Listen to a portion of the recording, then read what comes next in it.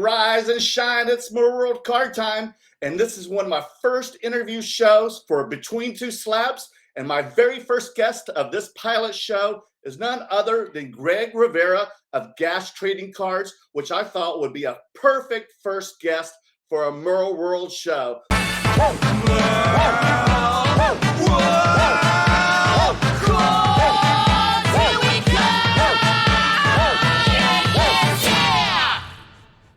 Greg Rivera of G.A.S Trading Cards. Welcome, Greg. What's up, buddy? What's up? Thunderous applause. All right, man. I'm so excited to have you on as my very first guest of Live with Merlin. So thank you very much for doing this. And it's been great to meet you in the past year. And we finally got to hang out a little more at the Dallas Card Show 2 weeks ago.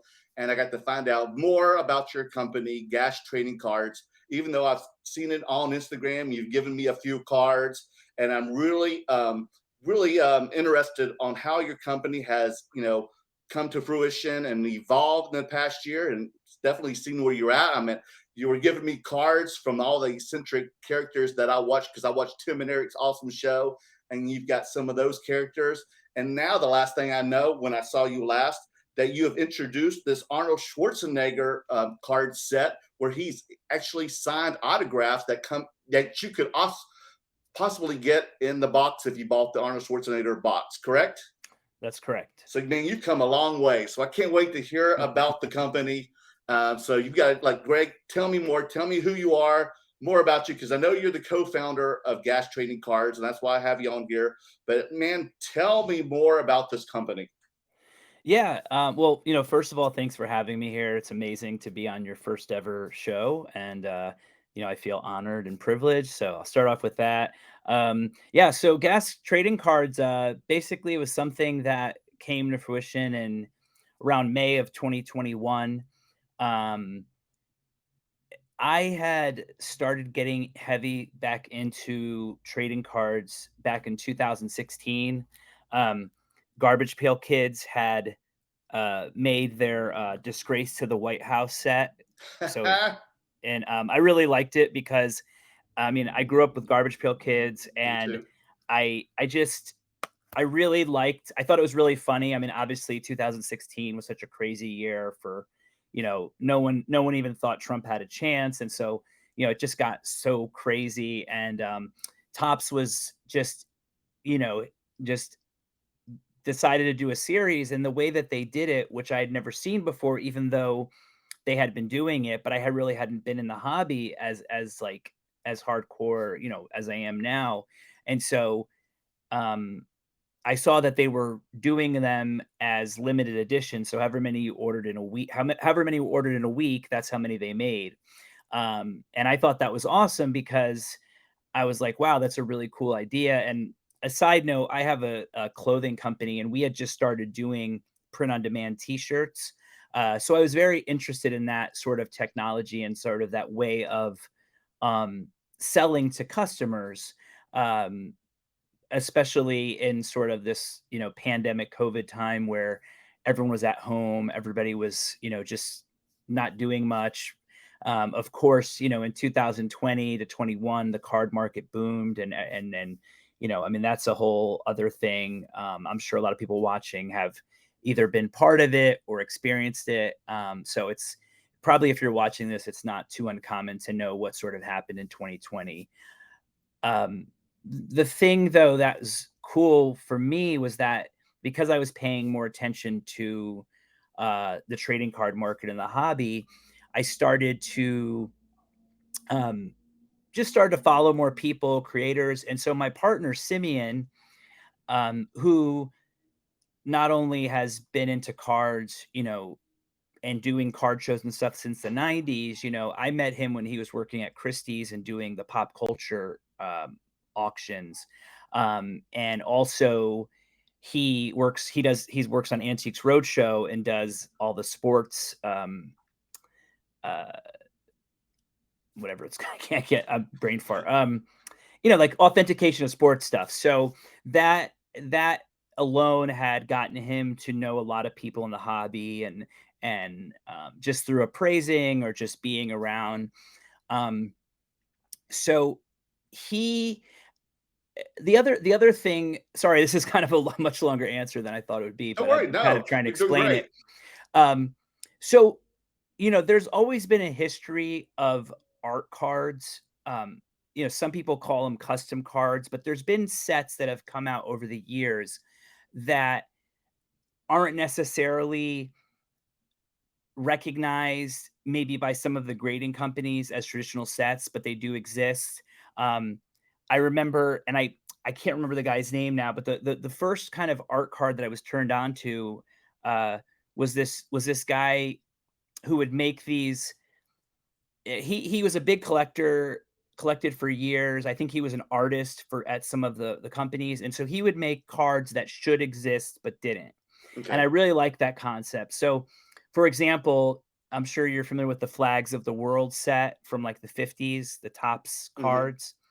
So he he had made one for ISIS, Oh which I just God. thought was, yeah, I mean, it's super dark, but it was kind of done at the time when a lot of that was going on in the news. And he didn't just make dark cards, but something about that really kind of resonated with me, where it was sort of taking this moment in time and sort of creating this fantasy card that would have never existed, and doing it almost like perfectly like the card had done. Hmm. Then he had turned me on to this artist named Phantom Cardboard. I'm not sure if you've heard of him or not. No, tell me more. So Phantom Cardboard, he was doing almost the next level, where he would either make single cards or he would create sets from a lot of 80s movies or TV shows that never had cards. So, he did a like a Cobra Kai set No, like wow. before Before there was Cobra Kai. before the show came out, and then Right. he was doing sets for like Willow and Oh, uh Willow never had the card set? I don't think so. The Maybe it had original like a one? sticker set or something. Okay. But and he was using a lot of like the classic stuff that, when I was a kid, because I'm 43, so the stuff that, really resonated with me is obviously like, you know, I I remember like from 87 was like Tops is like the first set I could remember like buying as a kid. Mhm. And then I remember, collecting through the mid 90s. So obviously, 87, 88, 89, 90, like those years especially are just so nostalgic for me, and that's a lot what he was doing. Um, so I got really, I really liked what he was doing, and I thought that there could be a market for his cards. Um, but of course, they were unlicensed, and he was a little nervous about kind of offering them to a bigger market. Um, at the time, I had just started working with this app network. Actually, it had been a little bit before that, maybe almost maybe it was in 2020, to sell my brand Mishka, which is my clothing brand. Mhm. And so I built a relationship with Network, and I kind of pitched the idea to them. I said, "Hey, I have this idea for this card brand. I want to basically make these cards. I want to do it as a 24-hour drop, $20 a card, whatever kind of however many sell, that's how many sell." And that was sort of so the idea kind of came out like that. So the idea was like, let's make cards of people who should have cards that don't have cards. And like you said, just a year ago, I think, because we were talking about the Mint Collective is coming up, and Right. I think about a That's year next week, ago. right? Right. So I think the last one was in January. So it's been a little over a year since we first met, but I remember seeing you there and being excited because I actually saw you had, not only did you have non-sports cards, you had a lot of music cards and a lot of things that I had been collecting or things that I hadn't known about. And so, I instantly gravitated towards your table, and then I think I gave you the David Lieberhart card, and you had knew Yes, who you he did. was. Oh, And yes, like you because I said, go to yeah, Hollywood Bowl all the time, and I see him with his dog puppet singing right. after every concert. Yeah, I think he's still there. Yes. Not right this second, but he does do it. Who knows, man? Who knows? And then Yeah, I'm also a big fan of Tim and Eric. So all yeah, those well, guys that's are how on there. I heard about him first, because I was a big Tim and Eric fan, and Right. I actually I've sort of known David for a while because he used I mean, I think he still does. So we used to have a store on La Brea, and I remember we had hired him to paint our windows because that's something that he does Okay. around town is during Christmas, he does the painting and he does his little characters and stuff. And Oh, he does? actually, Oh, wow, I did not know that. yeah, yeah. Actually, at the time, I was connected to Eric Wareheim. It's a long story, but I remember messaging him, and actually he's the one who put me in touch with David, but he was kind of like, be careful with him. So, he David's a very sweet, a very like, loving guy. He's just, he's like a lot of artists. He's just, he has his certain quirks and personalities that An interesting cues. yeah, interesting cues. So Because that was because he's basically always with the Cine family too, where I used to be a member of Cine family, and he would sometimes speak there. Like he'd be part of a group of people that would come up to speak. right. And they're Yeah, like, I mean, David, you come off the stage now, and he would just keep talking and sure, talking. sure. That sounds a And I lot like love it. him. I love that kind of stuff. Yeah. So yeah, so that's essentially how we started it. And then um since then we're on our third series now. Oh wow. We've done a lot of and when we started, we kind of were coming from sort of this art card standpoint, like I was explaining to you, sort of Hmm. doing these cards that didn't exist, but didn't wasn't so concerned about um, you know, if PSA would grade them or if the hobby would like them. We kind of were just doing our own thing. And we just Right. thought this is cool, this is fun. And it did really well. The first card was the Elon Musk card. It was based on a popular design from the 90s. We put the quote on the back when he was or put the photo on the back when he was smoking on Joe Rogan. And there hadn't really been an Elon card, at least a cool looking card. There had been the Topps Trump card, Right. which That is everybody knows about.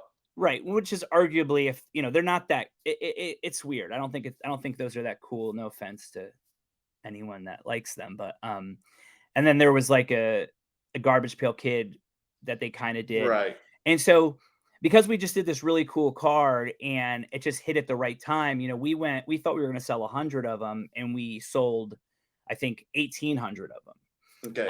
at $20 a pop. Oh wow. So we kind of so almost instantly we kind of said, well, maybe we have something here.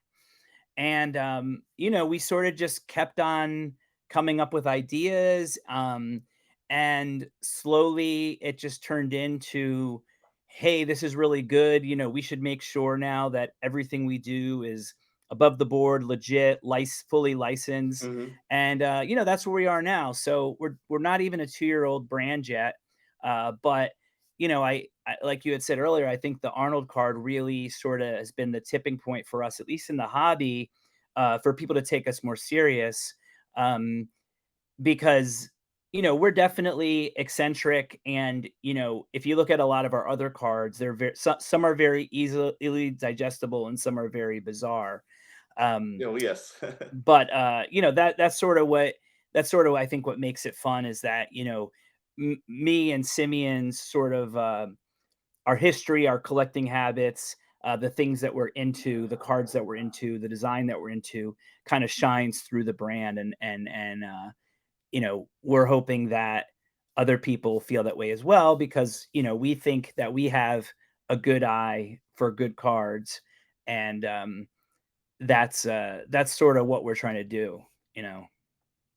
Now, what went through the process when you were like, okay, let's make a company that makes, wacky like pop culture cards, of like entertainers and stuff, or just more pop culture than say sports. Okay. Um, when did you make that decision, and like why? Well, because I really thought that it was, I can't remember if I had gone to a show, but what I sort of started, when the hobby kind of blew up and I started looking into seeing like who the players were and stuff. Hmm. And I said to myself, man, like there's only two companies really that are really have any impact. And obviously that's Tops and Panini.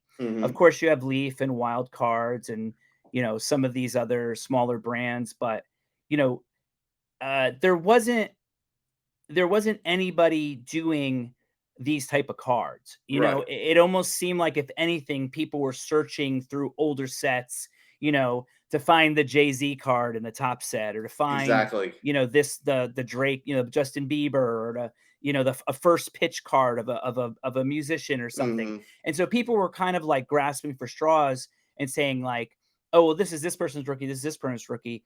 And so we sort of had this, like, when we first started, everything we did was a rookie.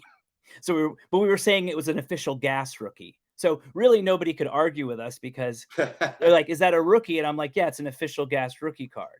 So some people got the joke, other people were just like looked at me like I was crazy. But it was also a little bit of a poking fun at this whole sort of like, I mean, that the hobby just went nuts, and Right. now that that's still involved has seen it go from, you know, and the whole time everyone knew that the prices that were being realized. I remember when the Mike Trout cards, that was like, I think the first card that sold for like $1 million. Right. I called Simeon and he was like angry. He's like, "Are you kidding me?" He's like, This card's going more than a Honus Wagner, you Yeah. know?" Right. And Like, he's like, "This is just totally, like, this is totally unreal. It's ridiculous, and it's not going to be sustainable."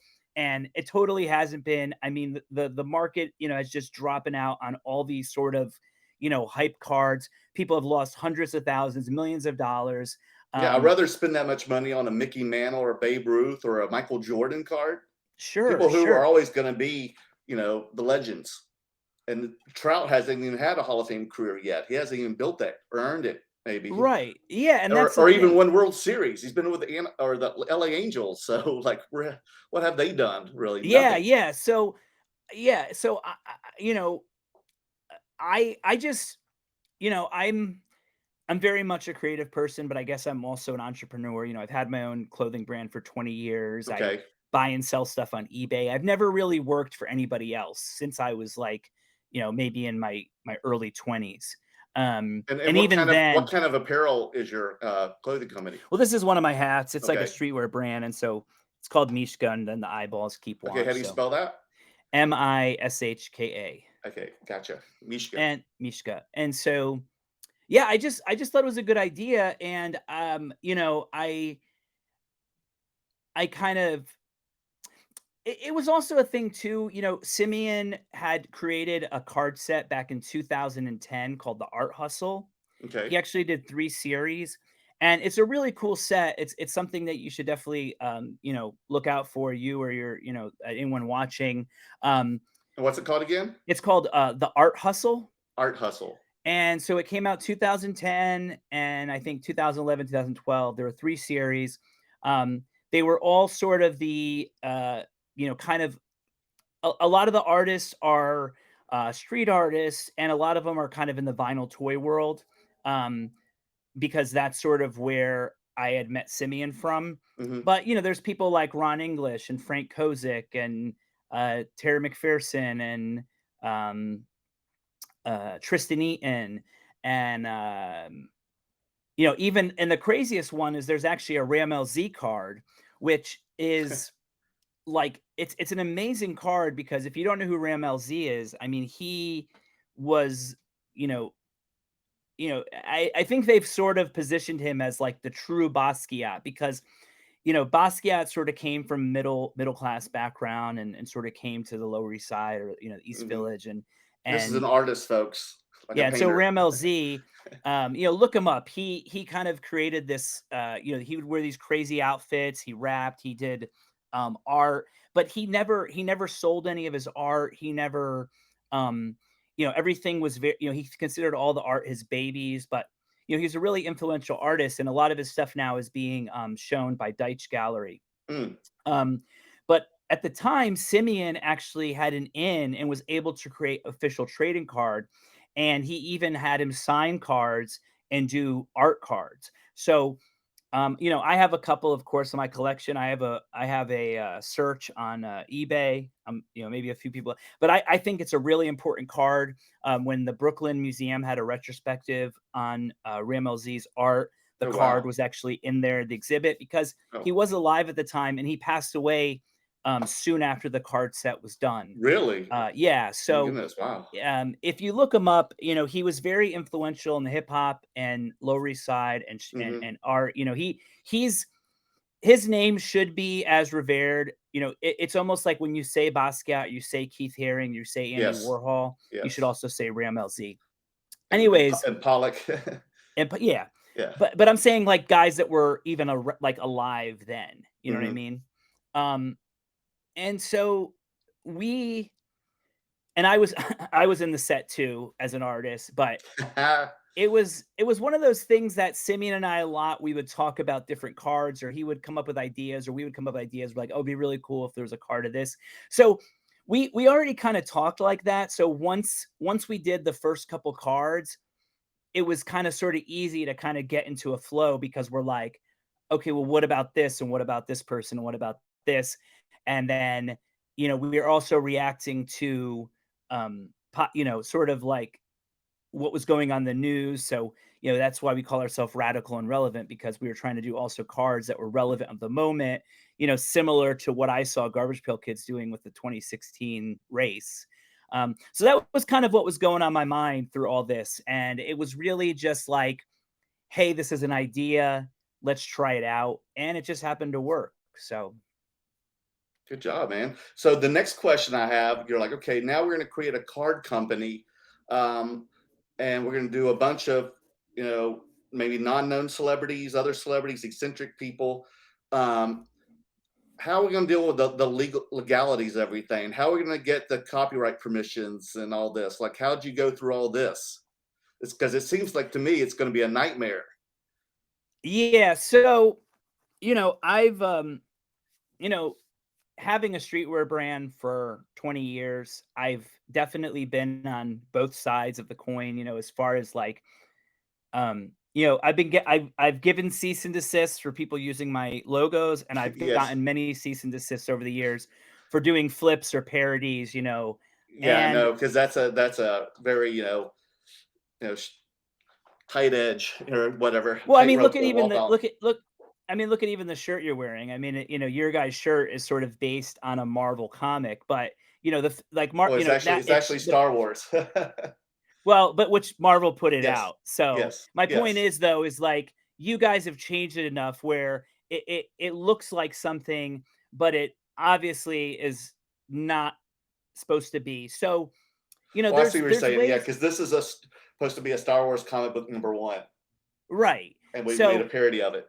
yeah, and you didn't, and it's not like I don't think you flipped the Tops logo or anything. And that's where, that's kind of where we were working with it, is kind of working in between the lines, very gray area.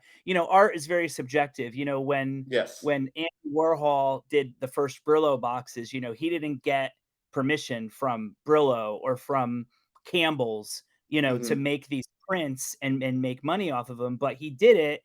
And it's sort of, elevated those brands to kind of a pop culture iconic, more so than they were. And not that we were really trying to do that, but we were very looking at this as artists making cards. We weren't really concerned about um, getting people's permission or, totally licensing stuff. And like I said, a lot of it was gray area. But oddly enough, one of our first cards that we did, which I Okay. have here, Oh, and I please can show show you. us. So this was our third card ever. This was the Wes Pence. Whoops, Wes Pence rookie card. Now, for those who know, you could tell that this is Wes based. Pence. So Wes Pence, he's a friend of mine. We went to college together Oh, y'all did. for about a year, or Okay. about a year and a half. We were in like freshman year, And you took and this photo of him? he became Diplo. So if you know Diplo, Diplo's his sort of name now. He's a DJ, internationally, world known DJ. Yeah, And so if you're in our age group or younger, if you don't know Diplo, I don't know what to say at this yeah. point. You've never been to So a festival. the so again, it's conceptual, right? We wanted I had asked him on the phone, I said, "Hey, did you play little league? Did you play any kind of sports when you were a kid?" And he said, "Oh, I played basketball when I was in middle school or something." So I was like, "Dude, if you have a photo, send it to me, and I want to make a trading card. And like this was only our third card we did. Oh, And wow. he's like, and we still have a relationship like that where I could text him and ask him something. Now, of course, once I texted him, it had to go through his management and all this other stuff, which I hadn't dealt with in a long time. Mhm. But it was cool. We did it. His mom sent the photo. The first time his mom sent like a photo of the photo, and I was like, dude, I need a high res. So he got his mom to scan it, and we it's funny because it didn't do as well as we thought it would do.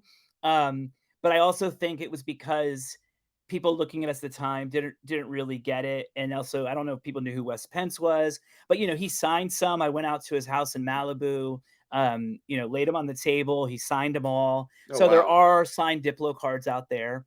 Um, so almost right away, like I said, this was our third card, and I mean we've put out hundreds of cards by now, and so I was already thinking like, okay, if this might actually be successful. And one of the things I've learned over the years was that if you create something and it's not completely your own and it becomes successful, then that's going to suck because you're only going to get to a certain point. And I'd seen people before, get sued by these big brands or these big things, because they just not only did they keep on um, making this stuff, they started to make real money, Mhm. hundreds of thousands or millions of dollars. Where, when I would get a cease and desist back in the day, maybe we were only making like 100 t-shirts. Okay. So, you know, we just would say, hey, look, we only made a limited amount. They're no longer for sale. They're off our site. And generally most people that's okay, especially if you're a small brand because they know that you're not. Right. So early on I said, look, if we're going to do this and this is going to grow, we really need to focus on getting licenses, on coming up with original, sort of card designs. Of course, taking nods, like just like, because I think there's something about that nostalgia and um, you know, I'm not going to say the word right. So I'm going to say being familiar with what you see. Um, and it's weird because obviously now we're at the age where the stuff that we grew up with is like cool again. And when we were kids, it was the stuff that, you know, in the 90s, it was like the stuff that our parents or our grandparents were Right. into, Yes. so it's kind of cyclical in that way. Um, and so yeah, that was it. That was kind of the idea was, look, we're doing these as art cards. We're not saying that they're officially licensed or that they're official. We're just kind of doing them as pure art. And a lot of people got what we were doing. Mhm. I think actually, it was a bit harder once we actually tried to go more on a direction of, contracts and licensing of things, because I think what people originally liked about the brand was that how kind of wacky and weird it was, and sort of Mhm. like we didn't care if we got in trouble or not. Um, Right. but You want to be like kinda like the punk rock of cards. yeah, yeah, that's kinda how I was looking at it. I mean, wanted to kinda, yeah, sorta have this, kind of because I mean, I grew up in punk. I mean, I'm definitely still, I still dress like a teenager, even though I'm a grown man. So, Well, um, look at us, dude.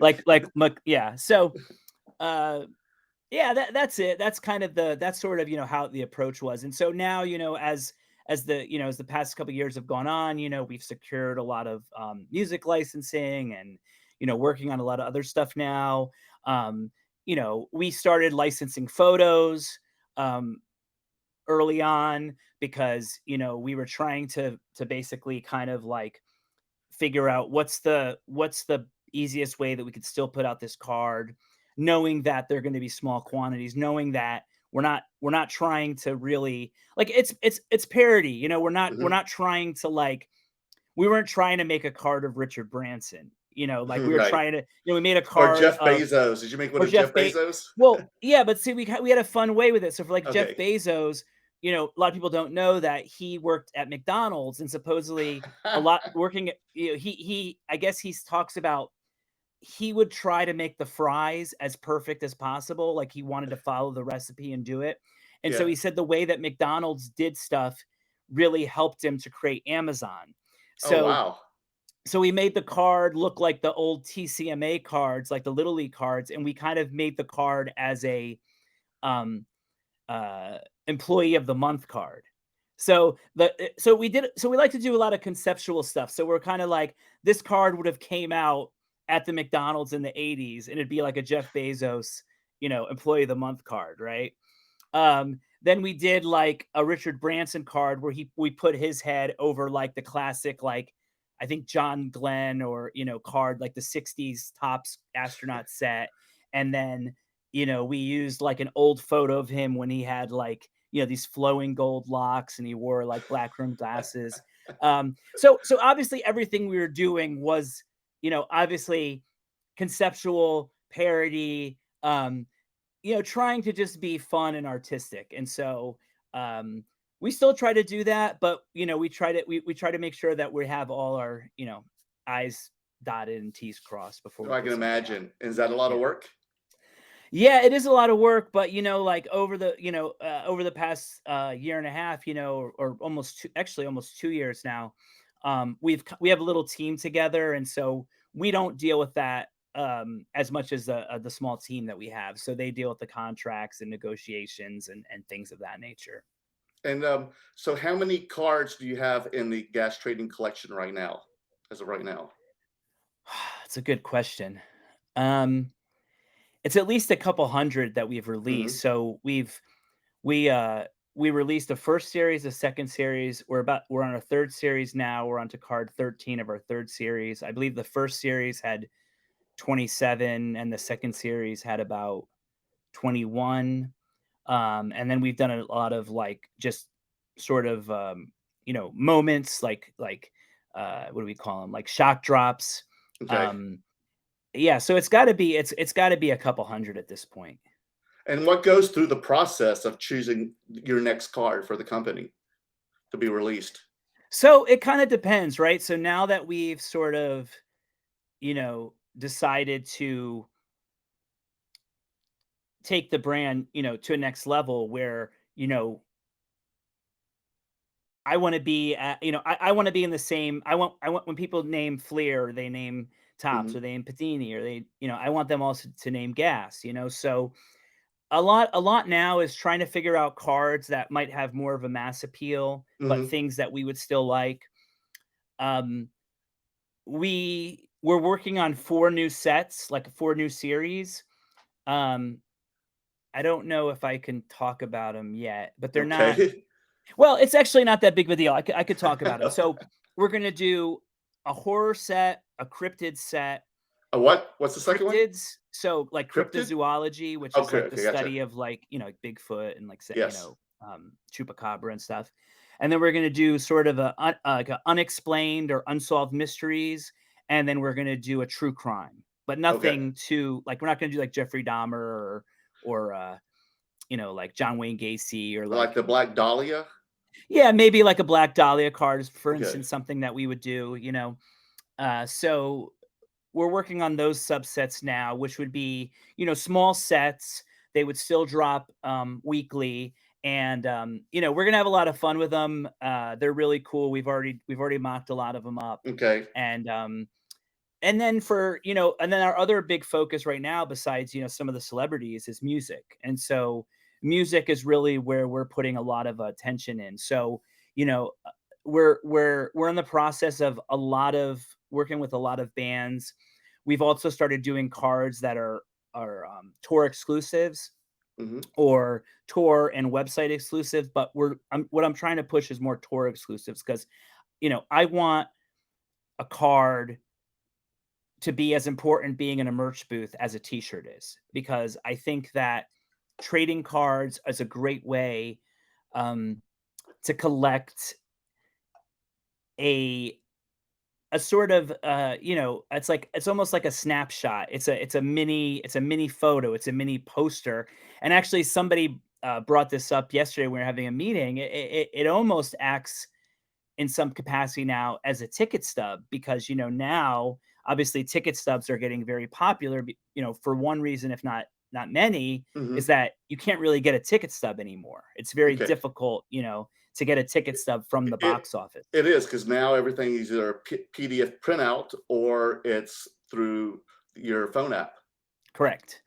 So, yeah, so we're doing, we did an exclusive card for Wu-Tang, we did an exclusive card for Smashing Pumpkins tour, and then we did a exclusive card for Post Malone's last tour. Oh wow. We have a lot. We have, I can't really say who we're working with now, but we're working with a ton of artists for upcoming tours. So you're going to see gas cards in a lot of well-known groups.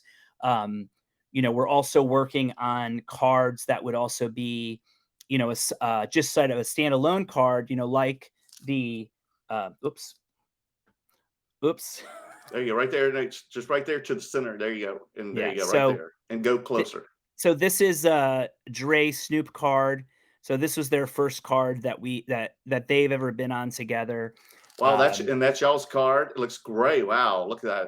It's yeah, got and the cool and thing it's is, graded by PSA. I love yeah, that. and so that's the one thing that really kind of changed the game for us is that I'd say that's we had awesome. convinced, they're not grading all our cards, for And obvious it's awesome. It's reasons. a PSA 10. I Congrats. know. Thanks, man. I was stoked. I dropped this off at Burbank and I got it back, the next day and I was So like, you got it graded through Burbank Cards?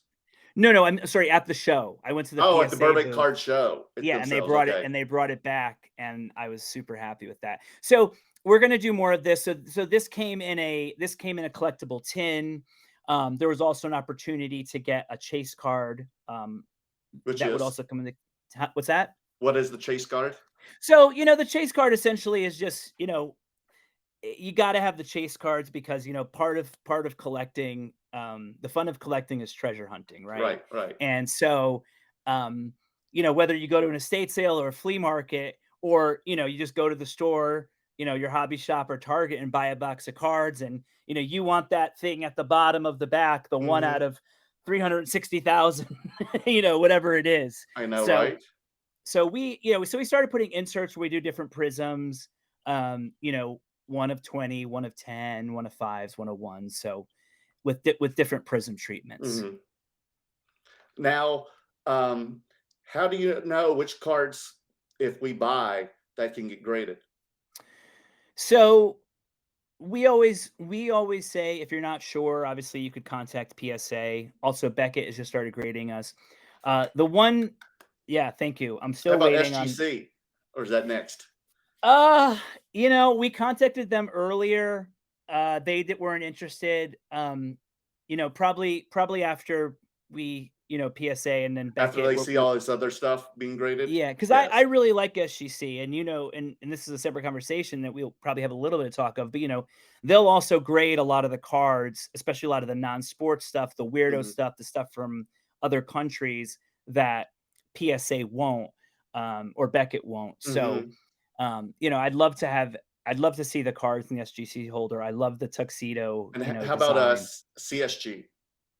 CSG, they're gonna. I don't know if we've updated them with all the checklists and stuff, Okay. but they're open to it. It's a bit of a process because uh we've been at at, I mean, I hate to say it, but after PSA started grading our cards, Yes. we were kind of like, you know We don't need to chase after the others. exactly, I exactly. I mean, said it. I why? You said know it. what I mean? It's like there's no No, no. point. And Because I and know that CSG is now, more open to grading my wrestling independent league, cards, like from other independent leagues, besides just stuff made from, Topps and Panini and Leaf or whatever, that they'll do the independent, manufacturers because yeah, they want the business.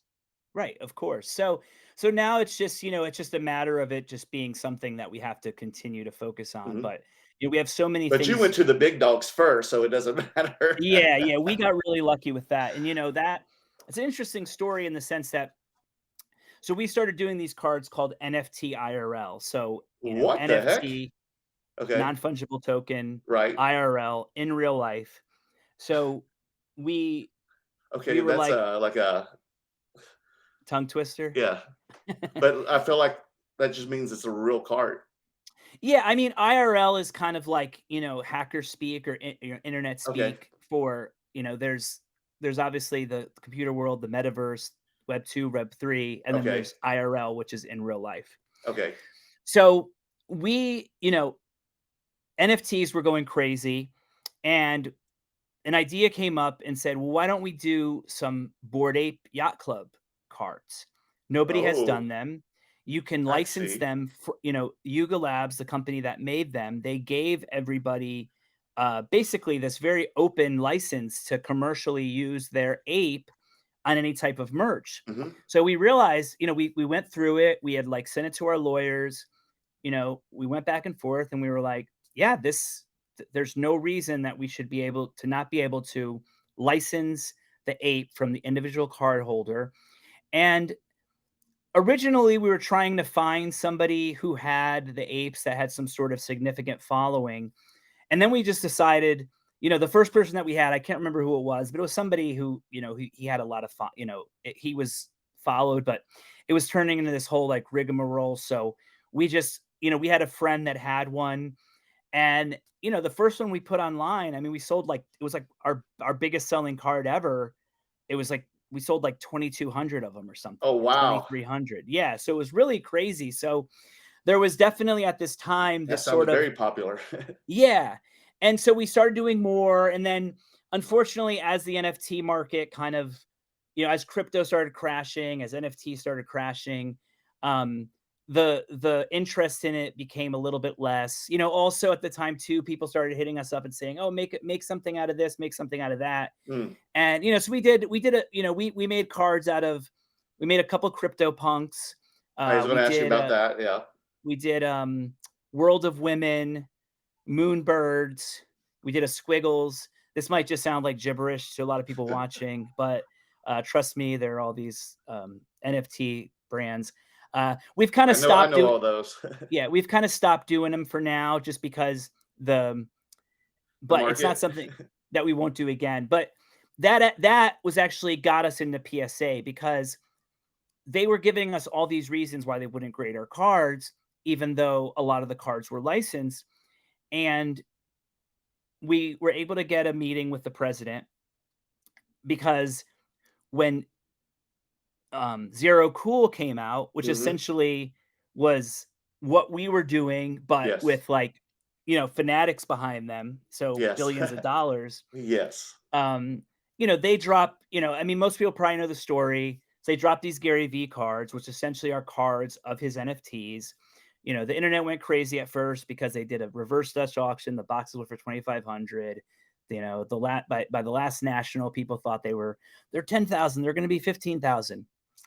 But the thing was right away PSA was grading them, and so my thought and sort of my pitch was said, well, this is a brand new card company, Hmm. regardless who owns them. This Hmm. is their first series.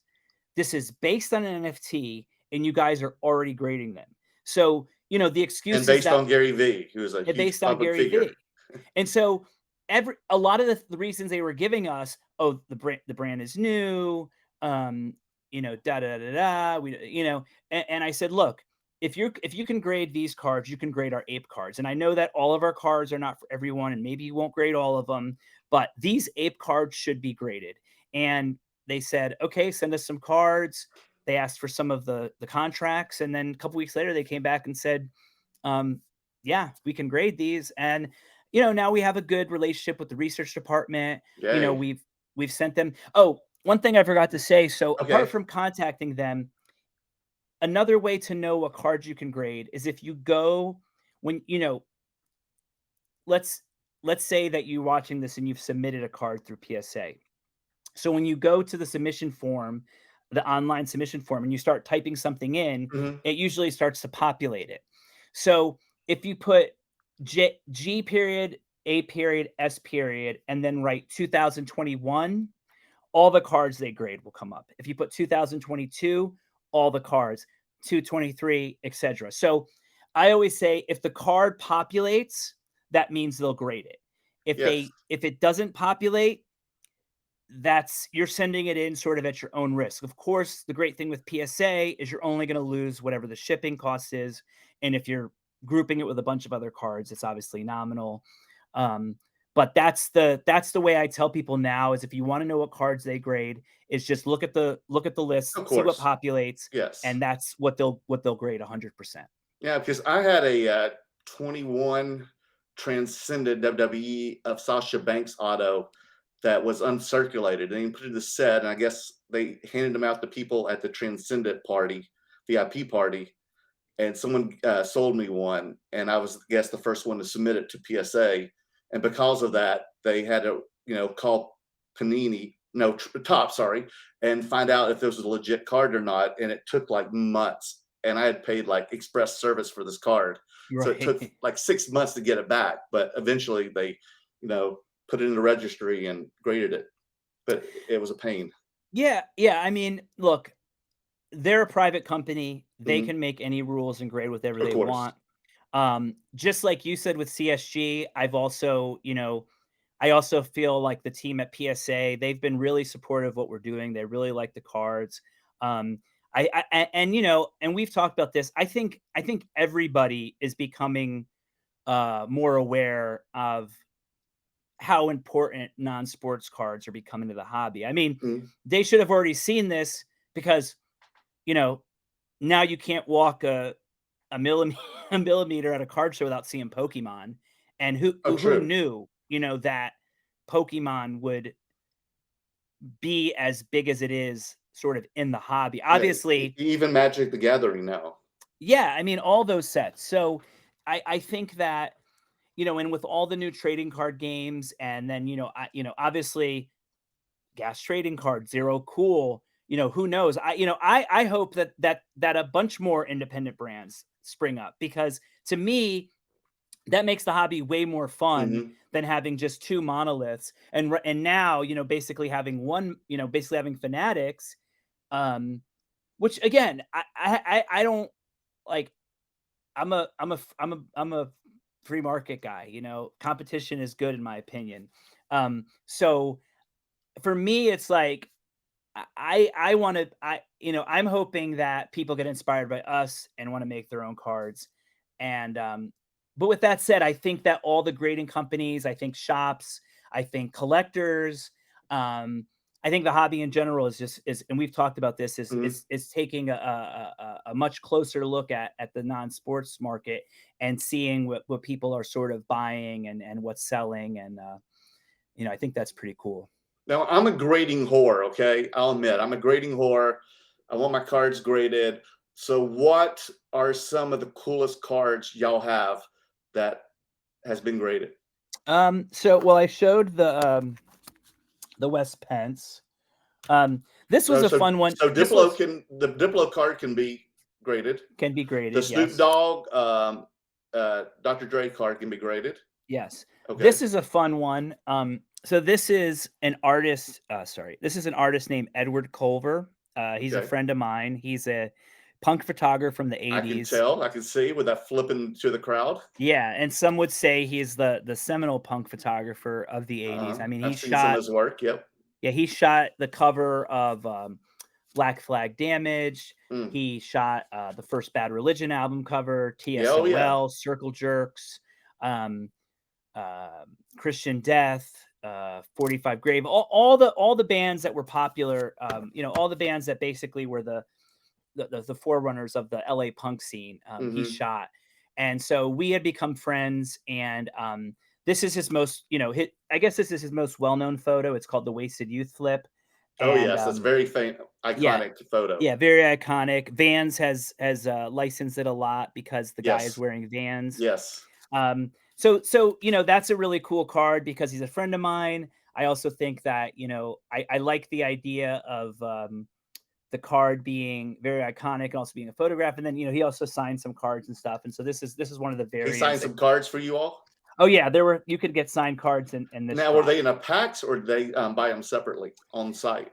No, so they were all random. So let's say we sold 300 cards, and then I think maybe he signed 15 of them. So 15 people got a Oh, signed card. wow. Oh, Yeah. wow. Awesome. So They are out there, and the good thing is something like this, PSA also knows that there's autographs. So if you do send it in, um, you can get it slabbed as authentic. Oh wow. Um, Now the other does it really say on cool, the back like gas trading cards, you know, I think guarantees for, this I autograph is think authentic?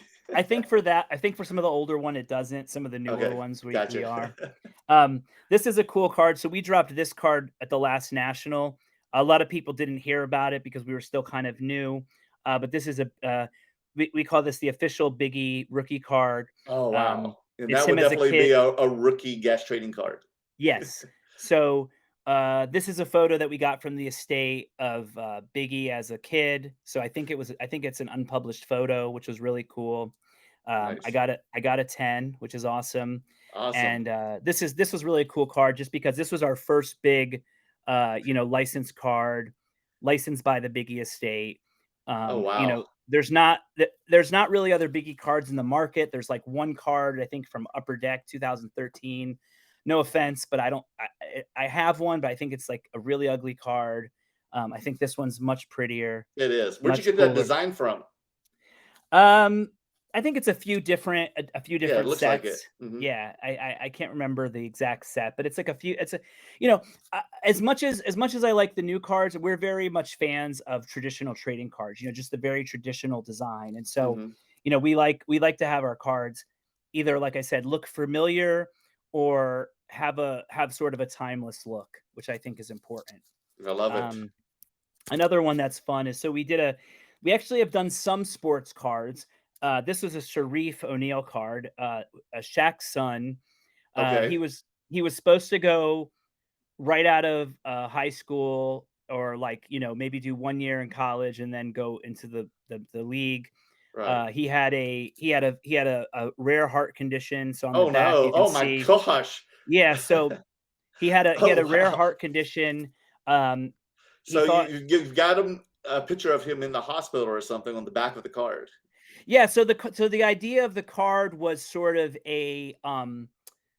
we told the story of like this his sort of working through this condition, and story how he kind of came back because they told him that he might die. They said he Oh would my never play gosh. basketball again, he would never walk again. And like a lot of determined athletes, he proved everybody wrong. He's playing, I think, for the Lakers during their summer leagues or whatever. Right. We don't know if he'll ever make it to the officially to the NBA, but um, I think it's a really cool card, and we like to put out cards that tell a story, and so it tells a story of That triumph definitely through does. adversity, and it's Shaq's son, so to Exactly. us that's cool. And when we dropped the card, I went live with him on network, and he's Oh wow. really nice guy, really nice kid, very just happy to be alive, and was very happy. I think it was also too, we also minted it as an NFT. And it was also, I know at the time, I think he was also working on a comic book about his journey. So it was also a card that was kind of sort of, something to come out to kind of get his name out a little bit more Hmm. and help him, have some kind of merch so that he could, also use it when he's promoting his comic book and stuff. So, That's um, cool. those are some of the funner ones.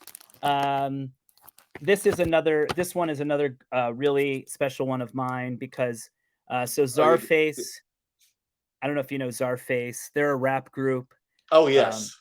and so my one of my best friends, Lamore Supreme, is the artist that created this. And I really wanted to do a Czarface card of the character that he created. And it sort of looks like an old Marvel card again. It's like an homage. Um, but I really like this card It because, almost reminds me of MF Doom. You know him? yeah, he's also done some MF Doom stuff, but yeah, has a very similar vibe. And so this is a really special card to me, and this is the corrugated steel um, limited prism. So Yeah, a lot of your cards are very shiny. Very impressed with the artwork and the shininess of them. I also this is actually one of the only other companies that I'd gotten to grade the cards, and this was Oh, through tag? their tag at the last Burbank show. I really like Tag Slabs. I like how Yeah, they're everything was very etched nice. in. They're very professional looking. Um, Hmm. you know, if people don't know about tag, the other cool thing is that you can scan the card and it gives you like very detailed um, metrics and views of the card and why they graded it a 9, which I Yeah, think I is do like that, and I also like the fact that it's a clear label, so it doesn't distract from the card, right. It really makes the card the center and it's a of very the set. clear, like clear glass or whatever it's made of. It's very Yeah. clear. So, look, I don't work for Tag. I have nothing to do with them. I just, Right. you know, for Me me, either. it's like if I like it, I'm going to talk about it, and I really like their slabs. Exactly. The only, you know, obviously they're just starting out, so they can only do, you know, they can't do bigger than, you know, whatever Right. They're 32 just doing point standard size. standard size. They can't do autographs. They can't do things Oh, like no that. autographs yet? I don't I didn't think know that. so. I mean, Okay. they're working on the technology, and it's only, I think, there's cards like 2000 to now, so you can't even do vintage cards yet. Oh, really? Yeah. Okay. So I So think just pretty much modern and ultra modern modern. cards. Yeah. Oh, wow. Oh, so what else cards do you have? Like how? Let's talk about how you evolved from where you started.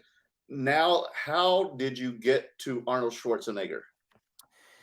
So Arnold was actually a card that we had been working on for over a year. And it was a little frustrating because we actually had designed the cards over a year ago. Arnold had approved them, but we were still figuring out the release time. So finally, you know, they were released a couple weeks ago, centered around the Arnold Classic, which is you know, big bodybuilding Hmm. competition and show. He also It was also announced that he was going to be on a new show on Netflix. You know, so a lot of this stuff with the bands and celebrities, you know, they want it to be, and of course for us too, you know, they want it to be a moment and be and something that we can leverage to whatever else is going on in the news. I mean, I think that's just sort of, I mean, I'm not saying anything secret by saying that, you know, I mean, that's just how, you know, of course you Yeah. want to release stuff when there's relevant information, even though, you know, Arnold to me, you know, it was sort of the perfect gas card because it crosses, you know, it crosses, you know, action horror, you know, it crosses sports, you know, political. Obviously, he was the governor, so and then the fact that he signed it. I mean, I I haven't met him. This was sort of all done through our team, but I do remember that we were about to go live, and he hadn't sent us a video of the card yet. And I'm sort of like the Hulk. I go from Greg to angry Greg. Oh my goodness, I don't want to see And you don't angry like me Greg. when I'm angry. No, I don't want I to see that. I've been working on it. You know, I'm in therapy and stuff, and I Okay. talk through it a lot. But we got on this call, and they said, well, can't we just drop the video the day after the drop? And I said, no, absolutely not. If if he does not post a video, if we cannot show this, we don't drop the card this week. Okay. And nobody wanted that to happen. So that night they text me the video, and I wanted to cry. It was just so good. I mean, I couldn't have asked for a better commercial or endorsement of a trading card um, than what Arnold did. I mean, it just was great. As you know, it went viral within the hobby. You have this on Um, Instagram, right? as you know, on his Instagram, he has over, I think, 22 million So, followers. but You know, Gas Trading Cards has it on their Instagram as well, right? yes, yes, Okay. it's on Gas Trading Cards Instagram.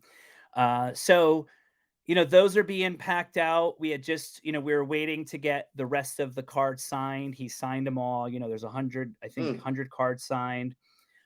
So, you know, we obviously had to get them back, pack them, you know, send them to the warehouse and the manufacturer, and they're gonna pack them up. They And they're gonna randomly pack them into the boxes. Yes, they're randomly packaged into the tin. Unfortunately, I don't have the tin here, but you might want to insert it. It's Okay. a metal tin about this big. It looks like a little weight. I It's know got Arnold. Curator has one he showed the other night on Between Two Slabs. That's correct. We did Hmm. send one to Dan. You were on the list. Unfortunately, you didn't get one. Okay. I do owe you one. So I don't have, I think I have like two that are in the archive for me. Okay, So great. I'll send you one. Awesome. You might get mad at me because I'm always one of those people who lucks up and gets that card. That's Everybody okay, always hates me. man. That's okay. Ask Daps.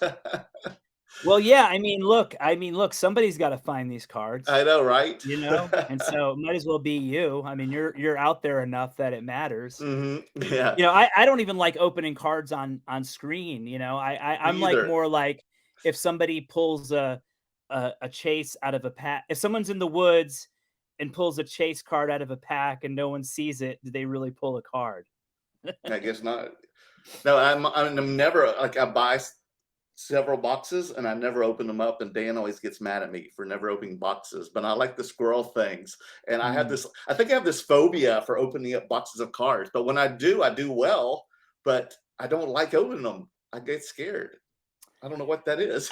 You know, it's oddly enough, I definitely know the feeling. Yeah, you do. Yeah, I have sealed boxes. I mean, I think what it is too is I can get a little compulsive. So a How lot is of that? That's probably what times, it is. yeah, I think it's maybe compulsion too, because I'll buy a box or I'll buy like vintage packs of something, and I'll say, oh, I'm gonna only open one, and then I'll open two, three, four, five, six, and then it's all of a sudden I have like a pile of wrappers and a stack of Oh my cards, and I'm gosh, it's like eating candy or something, sugar. yeah, Like, okay, yeah. I'm just gonna eat one, but you never do. Uh-huh. So what's next on the works, Greg? So, we're just I mentioned that we're working with a lot of bands for their upcoming tours. No one I can really talk about yet, but Okay, all people that understand. are pretty well known, but also up and coming. That's one thing They're that I pretty and well known or pretty well known? both to some. Okay, okay, okay. Um, and some up and coming artists, of course, because I think that's something that also is important for any kind of hobby. Obviously, there's especially now because now that you can license people's images when they're in college and stuff, of course, there's been all this, college cards coming out. People love to have the first card of somebody. Well, you know what, Leaf does for the Pop Century for a lot of the, stars for the What's that? photos? Do you know what they do? No. Oh yeah, they airbrush out the name or Oh, something. not that much thing, but they take photos of the actors or the celebrities at a wax museum. They're wax Really? figures most of the time. No I way. found that out, yes. That's That's how they get away with, copyrights well, and use of they could image. that's still kind of gray area because I it's know it still is, but whatever it is, it's working for them. So, wax figure. yes, That's pretty funny. I I gotta know. up to use that one. So I know you do a lot of punk. So is this going to involve some like pop culture, some hip hop, K-pop, even? I don't know. Right now, we're talking to some punk bands, of course, hip hop, rock. Um, I, like I said, I want a gas trading card to be on as many merch booths of as many bands possible. Okay. So for me, you know, just because I don't like somebody doesn't mean that they're not gonna like someone. To me, it's like as long as it's a cool design card, and and I also like the exclusivity factor. Um, I like that merch is becoming, that's the way a lot of artists make money on these tours. That's some of how make most of their money. And so it's obviously a very important revenue stream. And for anyone that's been to a concert lately, the prices of stuff has like skyrocketed, but that doesn't stop people. The last concert I went to with my wife went to see Kendrick Lamar in Mm, Vegas last year. okay. And I mean, we waited in line for like an hour and a half so that she could get a hoodie, and Mm. that's just what it was. Um, so that's really what I want to see. I want to see happen. But yeah, but then we're also, we're working. We actually have a really, we have some really really cool stuff. It's nothing that I can talk about now, but Okay. if you like the stuff that we're doing, you're gonna like the future stuff we're doing, Well, I and love music I do, I and do. all genres. Yep. I'll maybe 5 minutes of K-pop just to look at the ladies' videos. Yeah, it was funny because I remember like it was like BTS, and then all of a sudden they were like on some commercial, and it was like, "Smooth like butter, like a under the cover," What's or good, something Greg? like that. I don't remember what it was, and it was funny because then I was singing it, and, like, my wife or somebody was like, "How do you even know that song?" I'm like, "It's a commercial," and they're, like, singing it, but It's it's very almost jingly. catchy. It's very jingly. Yeah, a catchy "Smooth jingle. like butter, like a sweetener Was it for undercover." butter? Was it a butter commercial? Uh, it should have been, I don't think so, it might have been some kind of food, though. Oh my goodness. Yeah, I don't know. Are you going to go to the national? Yeah, so that's one thing we're working on. We are gonna have a booth at the National. We wanna do something really fun. So we're exploring some different, ideas now. But, the idea will be for the National is that we will have some exclusive drops.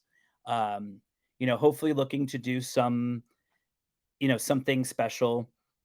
So so hopefully, as it comes closer and we announce it, obviously I'll let you know. And obviously if anybody everyone should obviously follow Gas Trading Cards on Instagram and on Twitter Mhm. to sort of, see what we're up to. And we also have a Discord if anyone's into that. So And what's it on um Discord? The same thing? yeah, just Gas Trading Cards on Okay. Discord. Um Yeah, I but can't wait to see you there at the National. And if you want to stay another week with me, we may be going to. I think we're going to get VIP passes for Lollapalooza since Kendrick Lamar and Billie Eilish are headlining. Oh wow. You don't That's have to pretty cool. pay. Yeah, I'm not a festival guy. I can't do it. I can't do the outdoor thing. It is gonna be tough, Um, especially if it's like 100 degrees there in Chicago. That'd be the worst. yeah, yeah. My wife really wanted to go to Rolling Loud like Oh a yeah, couple weeks ago, she likes and the metal and all that, and well, it was the a lot of hip hop. emo and all that. Oh, It there's was, hip it hop was. there now. I think Okay. they have different ones, but this Oh, was like Rolling a Out hip hop Loud. Yeah, one. sorry. Yeah, and we ended up just watching it. I think YouTube was showing it live, so we'll Yeah, probably do isn't the the same. We'll best? probably do the same thing with Lollapalooza. As I get older, I'm gonna start watching everything on YouTube now. That's what I do with Coachella pretty much because I went Yeah, like 20 years straight to Coachella, and I can't do it yeah. anymore because they're not the same bands that I was into. I got Yeah, I phased out think of it. that's the thing. It's just I don't know, dude. Plus, like as you get older, I knew it was kind of over for me. Where like when I started going to concerts, and I would always on the floor try to find a column that I could lean against. No. See, I got spoiled too. I started a lot of my clients I work for because I edit music videos and stuff. They would give me their artist passes, That's and same. I Yeah, can't ever go back, man. You know what I mean? It's just yeah. like No, no. That's you get another a thing golf too. cart to take you when you're over 40 years old to another stage, and then the bathrooms and free water. You're just, and then you get to walk right up to the front of the stage. I like, Yeah, no. I okay, mean that's I can't, there's no going back. I can't well. stay in line anymore. I didn't want to say that, so I'm glad you I did will because I say it, man, yeah, because because I didn't want to that's seem just the like a truth. prima donna. But yeah, A that name dropper. Yeah, I know, I right? I went to a lot of festivals in my day, and most of the time I had an artist pass or backstage pass, so Yes. it's a definitely different way They even of had the VIP passes before there were VIP passes back in the day. yeah, VIP pass isn't as bad now because at least you can Yes. do I did um those too. yeah. So um But yeah, I I can't be in a line. It's just like I National will can't do be it. fun, but I don't know if I'll be with you guys to be at the I don't think Dan's going. I think it's more my girlfriend. I don't know She Dan that probably well. asked me to talk to somebody. Yeah, I don't know Dan that well. I mean, he's a really great. I mean, I know of him. I got to spend more time with you guys at Dallas. So, as what I know of him, I don't see him necessarily being No, a no, it's my festival guy. girlfriend. She's a festival girl. Oh, Just she good. doesn't like the camping stuff. And my friends who um, do the festival Lightning in a Bottle. I don't know if you've heard of that one or not. Mm-mm. It's here in Southern California. It's going to be like near Bakersfield Okay. and at the end of May. All But right. it's their 20th anniversary this year.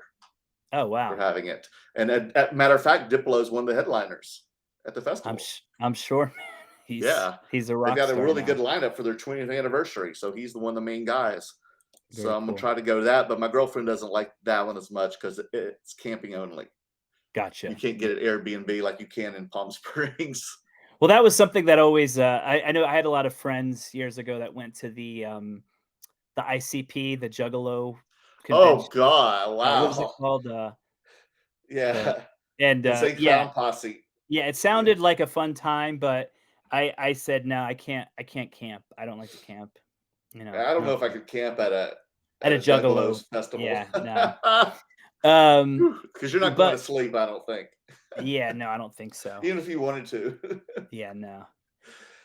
Oh, Yeah, so so where I'm also I decide I'm gonna go to one the Mint Collective next weekend. okay, yes, but I Not gonna won't be have there anything. because the curator and I are going to be at WrestleCon for WrestleMania Festival. I And think you, that's this and the festival, I'm at the festival. The convention you're going to is like almost like a networking show more than it's a card show that's in Las Vegas, correct? correct. Yeah.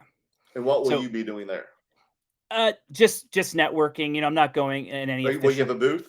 No, no, no Okay. booth. Just not, we're not in a like sort of, so it's not really an official capacity, just sort of, going to see people, um, you know, see other people in the hobby, talk to people, uh, you know, talk to some of the guys at PSA and Beckett, talk to some of the auction companies, Hmm. um, other vendors or people that are going to be there. I've always have, I had a really good, obviously, I met you last time. I met some Hmm. other really cool people. So, I think especially for the brand, as young as we are still, and Vegas isn't a hard one for me because, it's like I'm already in SoCal like you. It's less than an hour flight. Hmm. I'm gonna go for And maybe, affordable. and affordable, yeah. So, it's like flights are cheap, hotels aren't so bad, and if I make one good connection, that's all I really, then that's worth it. So, Now, my next question is because we've been talking about cards, talking about your company.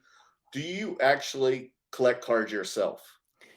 yeah, you could say so. I've gotten a little crazy over the years. So, is your collection like your company? Like eclectic, eccentric, Yes. So generally speaking, oddball stuff? yeah, so I have some cards I can show you. Okay. So this is a for instance. This I guess if you want to technically say this is the first trading card with Diplo. He did do a first pitch card in 2017 by Oh, Topps. So of course I had to get one. I don't know what they go for now, but I bought one raw on eBay years ago for okay. maybe $30, and I sent it, got it graded because I do like getting stuff graded as well, slabbed. So that's a 9. Nice. Um, this is a fun one. I know you know this one. So this is the Oh, Jimi Hendrix, Jimmy. the Cantante? Yeah, this is Yes. the Cantanti. This is, for all intents and purposes, his rookie card. Right. His very The first card. His very first card. This is as the Jimi Hendrix Experience. In 1969, he had a card of just Jimi Hendrix, Yes, I had used but to have that one too. it's kind of one of those things where it's like, you have Nolan Ryan the first year, he's with another player, and then his second year is just the first solo card, but the two people together is still considered his rookie. But I just love. You didn't buy that from me, did you? Because I used to have some No, of no, those. I didn't Okay. buy this one from you. Because it is Uh, graded. So yeah, yeah, this one, so Cantante is made by Panini, who yes, made a lot of music cards. They were from Italy at the time, and they made a lot of European stickers and cards for Europe. yes. And this is actually a really, I mean, if you look at it, it's it graded a 2, but it looks mint. The It has biggest nice eye problem, appeal. yeah, it had some like goop in the back, and I think Oh no, that's that what really took sucks. away Oh from yeah, I it. see Because that. other than that, I mean, it's like perfect. I mean, the colors pop, the corners are sharp. And music cards and stickers have really vintage and modern have really blown up in the past year. Yeah, and I Correct. and I and I think they're really important. I think that they're only, I mean, I never like to give financial advice, but I have a feeling that music cards are only going to go up in value, Mm-hmm. especially as people start to realize that a rookie card of their favorite band is maybe as important or even more important than their favorite sports player, because I think people forget that just like sports are a part of somebody's life. You could if you ask that same person that's into sports about music, I mean, most people not only are into music, but have some band that molded and shaped their life. And so if you offer them a rookie card, especially something that's vintage, or new, it just depends. I mean, I think that people are going to start to realize, like, wow, I should have been paying this attention to this a lot sooner. Yeah, I think people definitely are because they're bringing it to either try to sell to me or just show to me, people who watch my show and everything. So that's always great because sometimes they've either bought something that they've seen me display or they've shown me something I've never seen before. Now I've got to be on the hunt for it. Yeah, exactly. So that I'll try to. I'm gonna get a little weirder. So Okay. this is not I as love weird, man. weird, but That's man.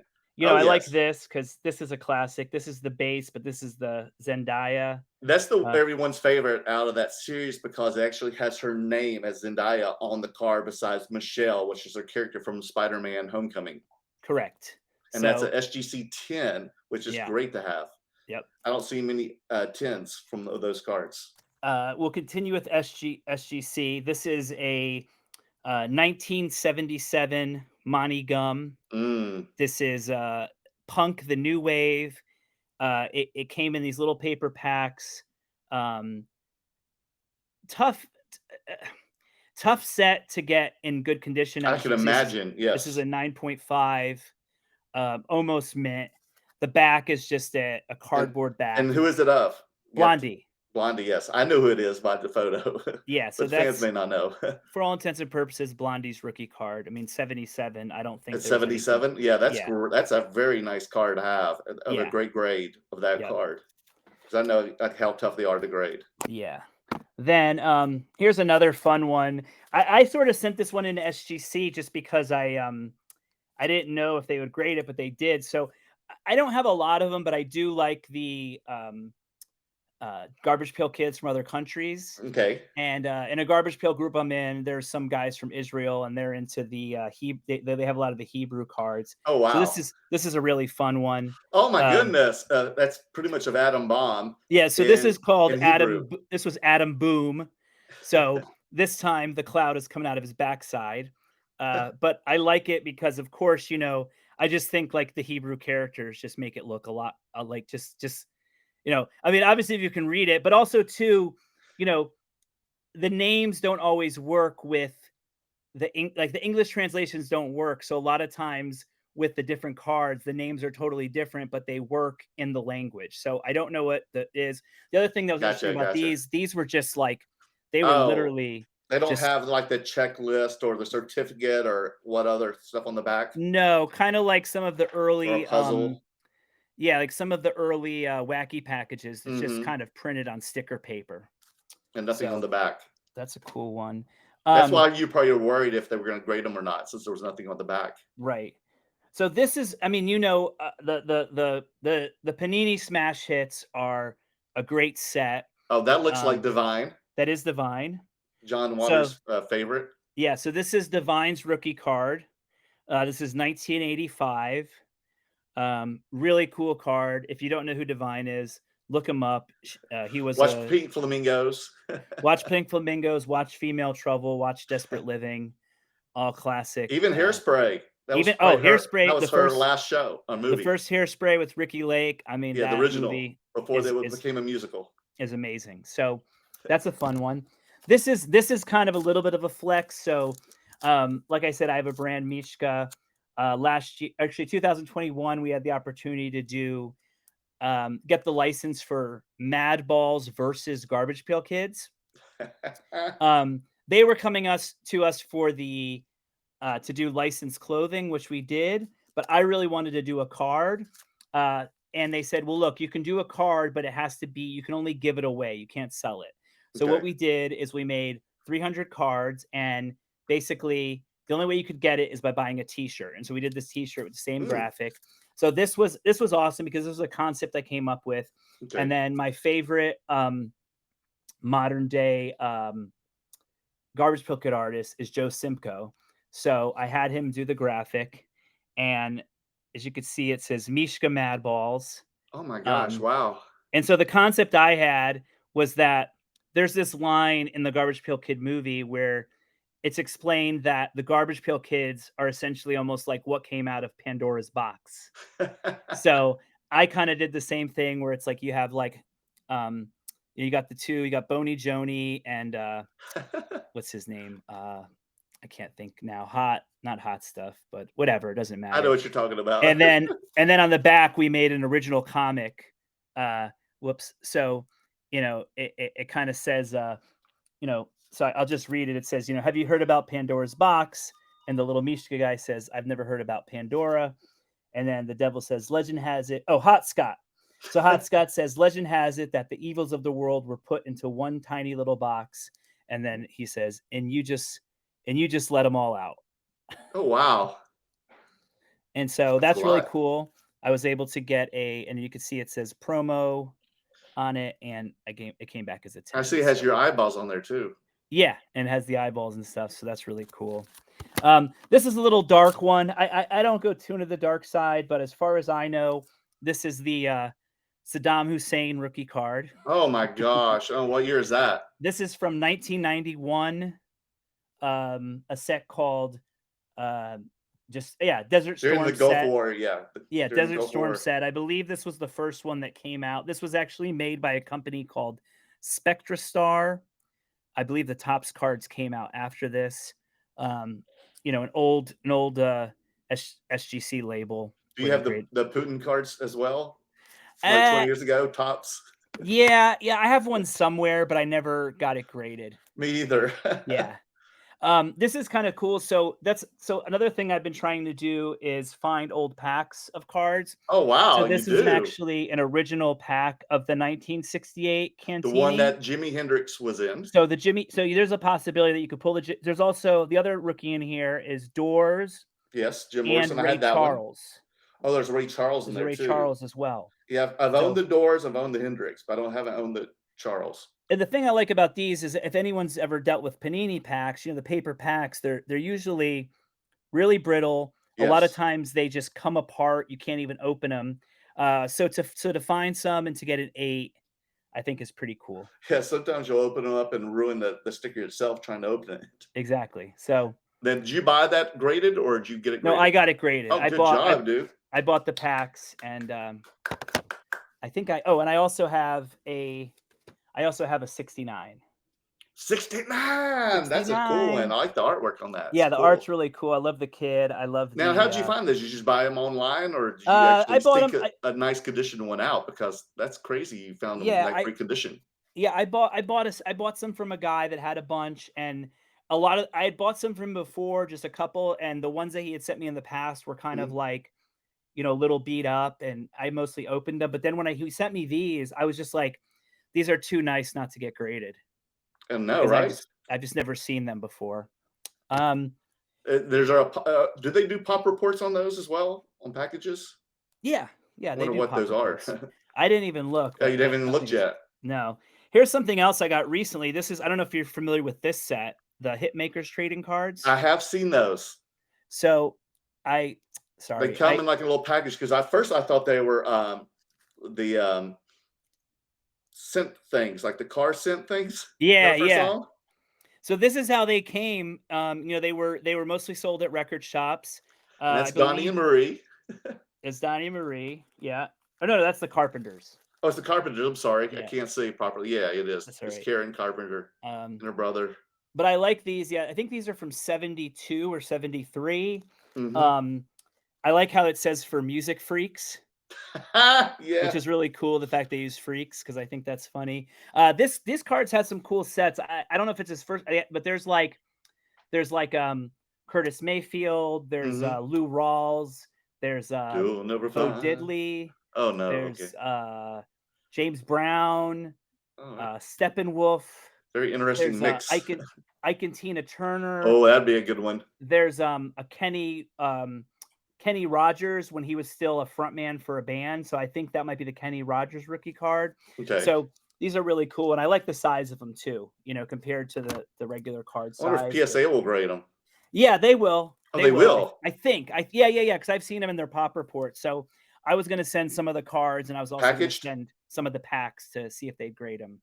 Oh, awesome. Let me know, okay? I will. Because I have seen some at card shows for sale, So and I I was also skeptical of buying them, but I should have. here's something I don't have graded yet. That's one of the Japanese Oh my Garbage Pail goodness, Kids. that's real? Yeah, that's a real one. That's awesome. Bukimi Kun. They are super hard to find. They are probably some of the rarest um, non-sports cards, Garbage Pail Kids in the hobby. They weren't very popular in Japan. Also, a lot of them got censored, which is kind of crazy for all the weird stuff they have in Japan. There's some that you get and they just have two black bars across them. They were like redacted. Yeah, and dude, these cards are impossible to find. There's only like two known examples of packs that have existed, and I mean, I paid like $250 for this card. Um, Where? Online on eBay? from a private collector. Oh, So you this did. Oh, is wow. so the common cards, Good you luck. can't you really can't get them for under 300. And then Really? obviously as you go up, I mean, you're talking the average of most of them are $500 to $800 per card. Oh my And gosh. then they only go higher depending on the card. Oh, wow. So That's that's crazy. I didn't even know about this. I'm glad you shared this with us. That's so the more you awesome know, right? stuff, man. I also like, I'm very the another thing I collect that are kind of fun and they sort of fit into the whole card thing is I like to collect business cards. So I also have a couple of PSA DNA cards. So this one is a signed card. His actual business card, Xavier Roberts, Oh, if the creator the of Cabbage creator Patch Kids. of Cabbage Patch Kids, which if it wasn't for Cabbage Patch Kids, there would be no Garbage Pail Kids. No. So that's a cool piece. And then Yeah, that he was out of Georgia. It was very close to where I grew up in Chattanooga, Tennessee. oh yeah, this was from Cleveland, Georgia. Yeah, Cleveland. This It was very close to me. It was probably like an hour away, probably oh less. wow. Uh-huh. And Because then my this next door is neighbor, she went to go get them, and then he would sign the certificate of the Cabbage Patch doll, oh the wow, original ones, that would be cool to and you have would one of see the him get original. birthed out of the cabbage Man, if only I could go in back the in early time. '80s. Yeah, it's always like I'm always like, I think it's funny as a collector because if someone always poses the question, like, what would you do if you have a time machine? Like most people think like, oh, I'd go meet Jesus or I'd kill baby Hitler or something. And it's like, no, I want to go and pull a original cabbage out of the patch in Cleveland, Georgia.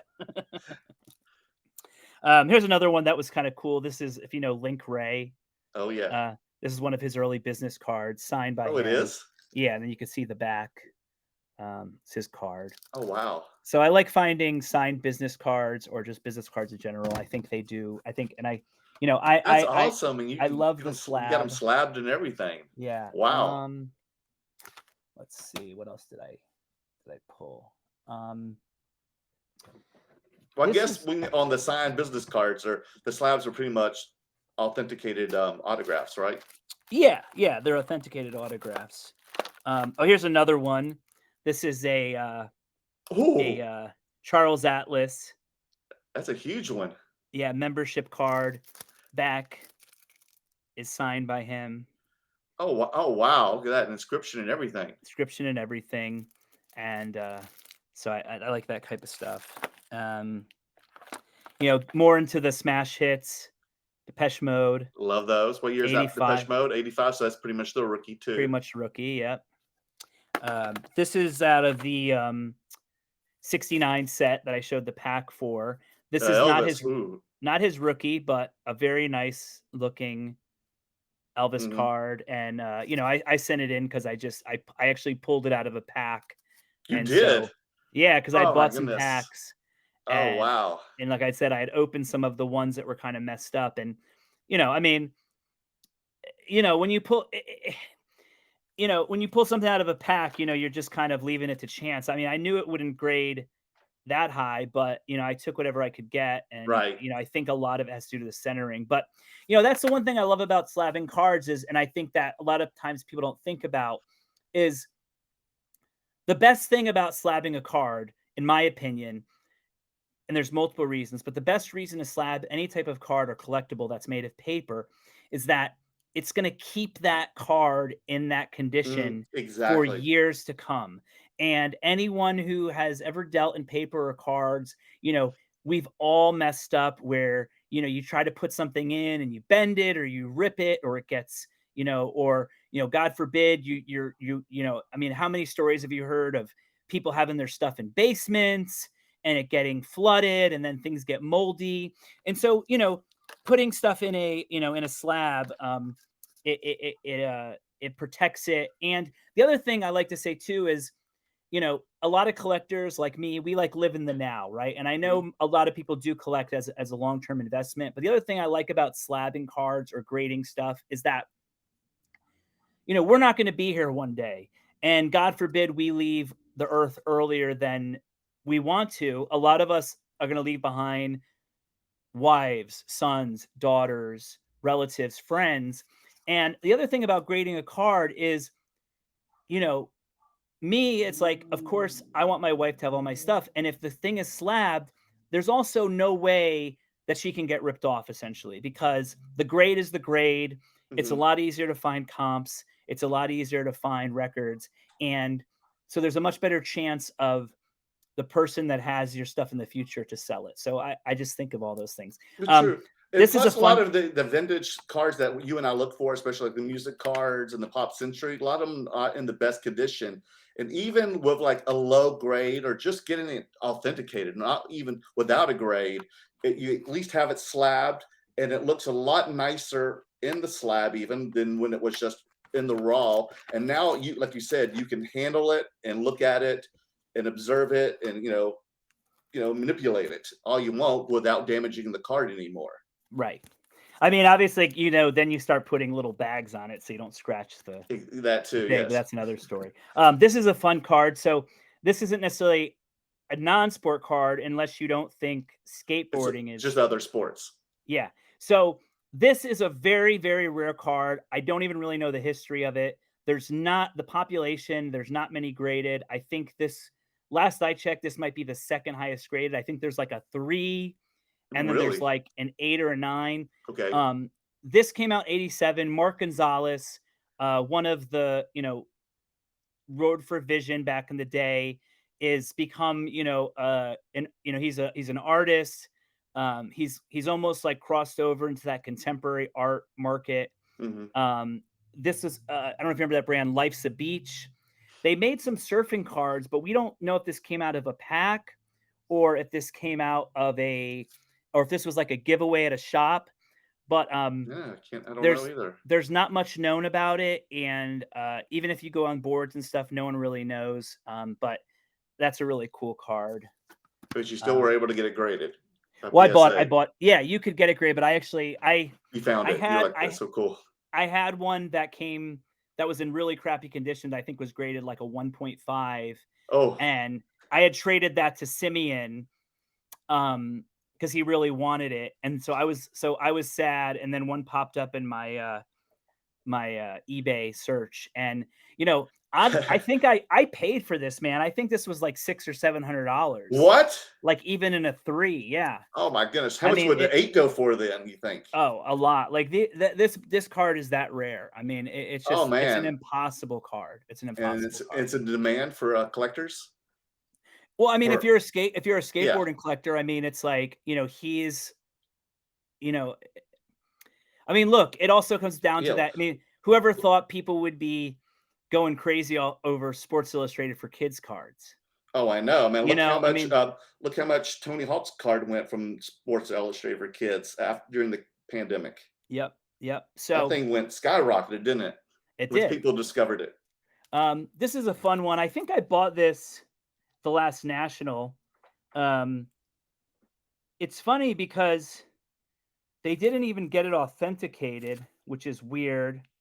Um, but this is a signed Todd McFarlane card of the Spawn. Oh, a Spawn, So yeah. That one yeah, came out, I think, out of the Wizard magazine. Wizard magazine, Mhm. yeah. I remember that. And I probably gonna resubmit this one day just to You should. get the autograph Yeah. authenticated. But I mean, like, now you kind of can see where the gas Yes, I vision see comes it, from. yes. You know, um, just love this Yeah, card. I think that was, like, from the first Wizard magazines, which was a, Yeah. price guide for Yes. comic books. Yes.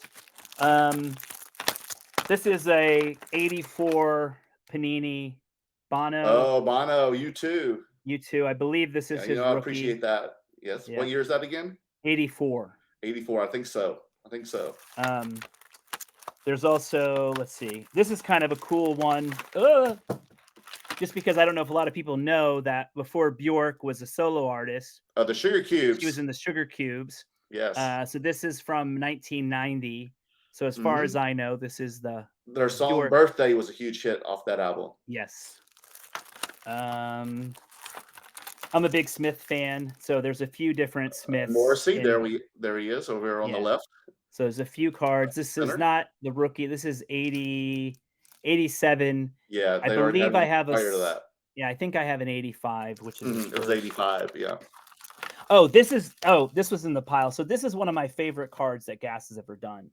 So this is our Oh, this awesome. so this is series 1. This is Balaji Badejo. For those that don't know, he was the 7-foot Nigerian actor that actually played the first Alien. It was an actual suit. Um, Oh, wow. the photographer who took this photo had done a lot of behind the scenes on Alien, and this photo pops up here and there on the internet just because it's such a classic photo. So we turned it into like a tall boy size card because Smart. of course like it just To show looks the good. height.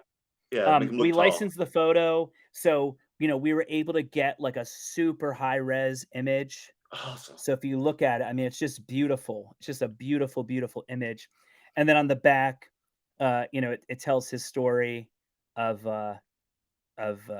Balaji. Oh, Unfortunately, he died pretty young. He oh had some no. type of sickle cell disease, um, and died in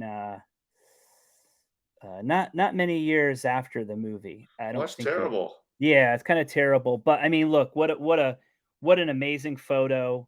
I've What seen an that amazing movie hundreds card. of times, I think. Have you? Oh yeah, yeah, for Yes. sure. So that's one of my favorite gas cards that we've done.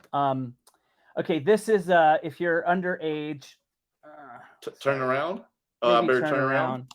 So this is a fun one I just got. So I have a buddy. He started an Instagram called ZZ Tops. Trade. He just called ZZ Tops. It's like Oh no, I have a feeling that what this may be. and he mostly collects like nudie cards and stuff. So Okay. talking about rookies, at least like when we were kids or teenagers. I know you're a little older than me, but probably Yeah, not much. yeah, But who was you're the director who had like all those weird indie films with big boobed women models? oh no, you're thinking of Russ Meyer? Russ No. Meyer. No, no, no. Yeah. So I think most people know this name, Jenna Jameson. Yes, that's Okay, the modern ti or, that's a in the last 20 years. I feel like, when we were young, like she was like probably one of the first porn stars that like people kind of knew her name, right? Right.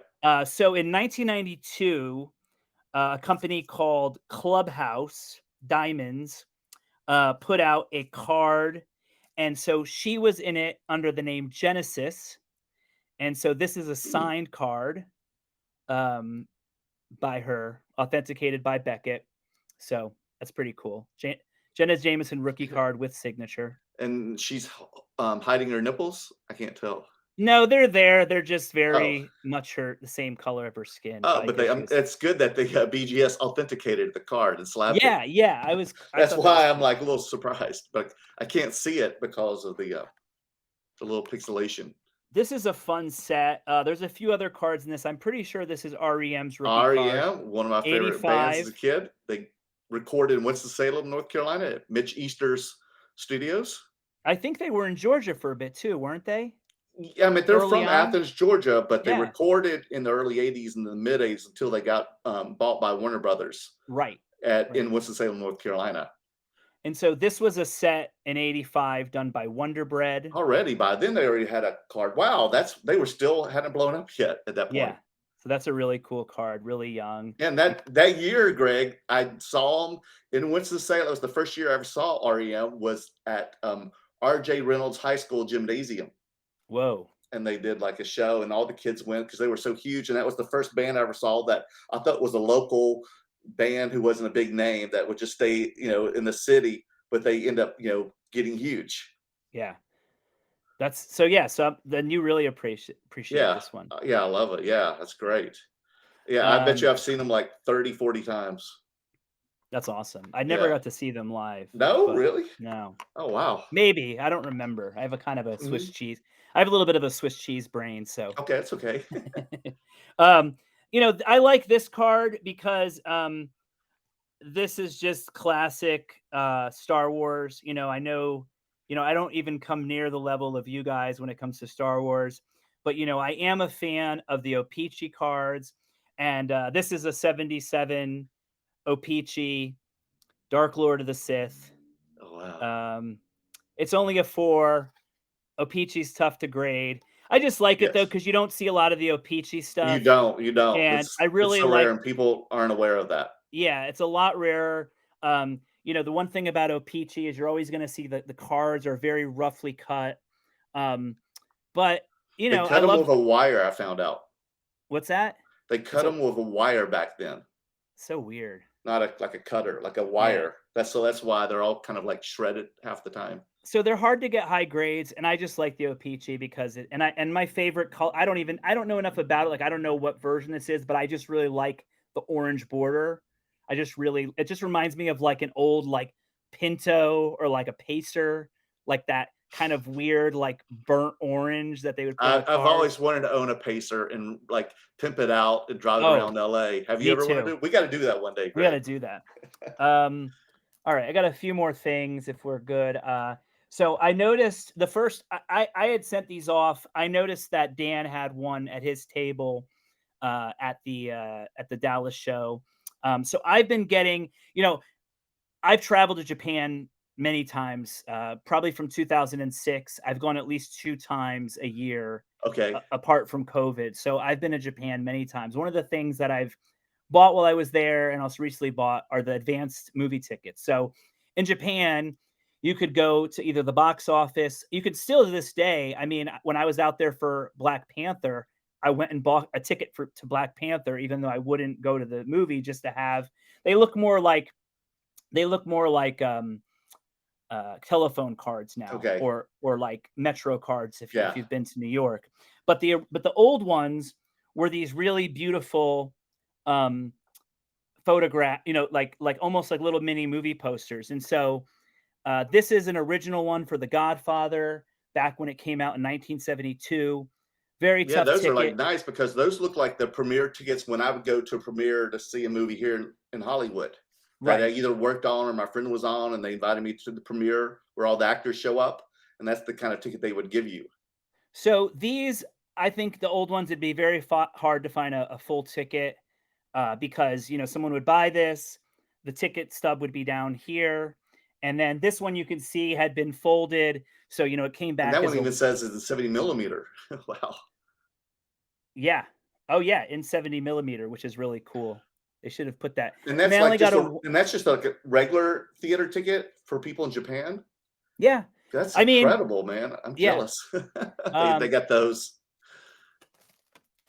yeah, they're And they're PSA slabs those. They grade them too. they do. And so I have a few more here, of course, is the gotta Oh, go Back to the back in Future? time. Yep. Nice. So 85 advanced movie ticket. This one came back as a better grade, a 4. So Don't you've get. been looking all over the place for these and just getting them Yeah, slabbed? I've been kind of hoarding them and Mhm. putting them. I know that Dan has a few of these Yeah, he bought those in unslabbed. Dallas, picked them up. Yeah, so there's a really nice Return of the Jedi, came back as a 5. Um, of course, the classic Akira, Kira. Yep. and Wow. then everyone's favorite Christmas movie, Die Hard, Die Hard. Wow, Bruce Willis Bruce Willis. in Japanese. And man, I don't. I could keep going. I won't. I'll show you. Let's see. I'll show you 2 more things. Okay. And So also remember you were telling me that I don't know if you had any of those cards that I was actually asking you what you were collecting in Dallas, and you asked me you were telling me about the homemade whatever Mike Tyson card, Major yes. League or something, Oh because like yes, little yes. leaguers could make these cards. No. Okay. I don't know the So whole story. yeah. So I don't know if I have the Mike Tyson. Um, I might have it handy, but what I do have is um, all right. Well, I'll show this first. So I picked Okay. this was exciting because I picked this up at Burbank Card Show. It was really one of my only purchases, like for me. So this is what they look like. So they're called Big League cards. So Big league. Okay. I totally forgot about it, but these were created by the guy who invented Big League Chew. Oh wow. Okay. So he was a baseball player. He retired. I have a card of him. I can't think of his name right now. But this was one. So the idea is that anybody could make their own sports card. So all you had to do was send in a photo, fill out the information, and then you could send it a card.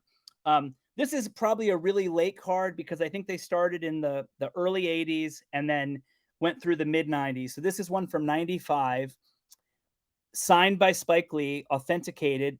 PSA won't grade these because they're considered like homemade cards because they can't really say if they're official or not because anybody could send anything in. Right. But this And one's cool. the only reason they're grading this one or authenticating this one because the autograph, not the card. They're authenticating the autograph, right? Mhm. So Spike Lee, this one's cool because I think back in 1995 he was working on a Jackie Robinson movie. Mm. So what I think is that he might have made these to sort of give out to his like friends and family because he's got that classic pose, and then on the back it always say a little thing. Oh So wow. this one says one of Spike's favorite sports is basketball. Spike Lee, Brooklyn Dodgers. One of Spike's favorite things is sitting courtside at the Madison Square Garden, coaching the Knicks. His hobbies include filmmaking. So that's really cool. Let me see if I have. I also have a. I have I a. hope he became a famous director when he grew up Yeah, I hope so. Right? after he I don't played know. Little League I haven't. baseball. Yeah. Okay, I found it. So this is the guy, Jim Bouton. I'm probably saying his name wrong. Okay. So that's the guy who created it. Nice 80s photo. Yeah. So this was his essentially. Also, a lot of people did these as their business card. So for instance, this says this is 1985. It has the address for Big League cards, and then after pitching for the Yankees, Jim wrote ball 4 and then became a sportscaster. During his comeback with Atlanta in 1978, Jim developed Big League Chew, shredded bubblegum. Now he puts people on their own bubblegum cards. And his hobbies include public speaking and inventing. It also looks like being a player. Yeah. Like this is, and so, then there's like weird ones like this, right? Where this is some woman who has a PhD. See, that's stuff I know that you would like. Yeah. You'd appreciate that big time. So communicational judo. Communicational judo. I have no idea what that means, but that's the card. I love it. I'll have to the Mike Tyson will have to be at another episode or another time. The last few things that I'll show. So look, I also like, and I've been talking a little bit to some of the guys at PSA about this, but the other thing I like about PSA is I like that they slab more than just cards. Okay. Obviously, people have started to become wise to like the type 1 photos or different photographs that you can get slabbed. I bought a few myself. I know you have. I have as well. And so a couple things that I have. I also think it's cool for art. So I'm not sure if you know who Takashi Murakami is. He's of course, well-known artist. So yes, I've seen his work here in Los Angeles. And so one thing I think a lot of people have, and again, it's one of those things that's hard to keep. You lose them, you put them in papers, you leave them in, different places. So one time when I was out and about, it was 2015. I had met Takashi, and I had my little sketchbook at the time, and I asked him to sign a paper. So he signed it. He drew one of his little flowers, and recently, I got it slabbed with PSA. So. It's good work. Takashi Murakami, authentic auto. And, it's a nice little piece of art. It is. Just a little sketch, but it's classic. Yeah. This was a recent pickup. This is something that I bought raw. Um, only got authenticated. This was my first Houdini signature. I'd been trying to get one of these for a long time. So he The was Houdini, the the magician, magician. yeah, the illusionist, and all that. So for a couple years, he was the president of the Society of American Magicians, and of course, the president signed the card. So he signed his card there. Um, I I like artifacts. I love the fact that this magician probably kept this card in his wallet for years. Like all the creases, the patina, everything is natural. I As mean, long as he kept Houdini's, that wallet, he kept that wallet for years too. yeah. So you can see the Houdini, it's there. Um, but I paid accordingly, and that's really fun. The last two things I'll show. So, speaking of cards, the other thing that are fun to slab are actually postcards. Now, these postcards might not seem like anything that exciting. I mean, uh, oh God, I need to get used to this backwards. So you have a Moroccan woman holding her Mhm. baby, and then you have a windmill. But when you turn it around, you see that it has an inscription. It says, "The natives here are quite exotic, Jack." So that's a Jack Kerouac postcard, Oh, wow. authenticated. The writer, And then Jack the other Kerouac. one, as you can see, sent from China. Oh no, this is that's not the one that I was thinking of. But this is Elaine de Kooning. Her and Mm, her husband, both famous artists. mhm. And that's um, it says Elaine and Bill, probably just Elaine. So that's what I did. So that's kind of cool too. Um, so yeah, man, that's Before people had Facebook and emails, they wrote on postcards to oh, let them know how their trip went. this is the last thing I'll show. I just recently got this back. I was joking. So this is the Sex Ooh, Pistols' last show in the UK. Um, you know, which was where? so Yeah, this was in Hutters Huddersfield. that was their last show? Okay. Yeah, it was in Huddersfield, last UK show, December 25th. It's funny because at the What year? time What year? they 1977. 77. Oh, wow, okay. So this is kind of funny because they didn't even know where the concert was at the time. There's question marks everywhere. It's question marks. I also like the fact that it came back as a poor one, Oh which gosh. is actually almost better because like then it's actually there. So I'm like, if you don't get a poor on a punk ticket, is it really a punk ticket? You Yeah, know? right? Yes, I see that. And this one's numbered 120. It doesn't look Um, that poor though.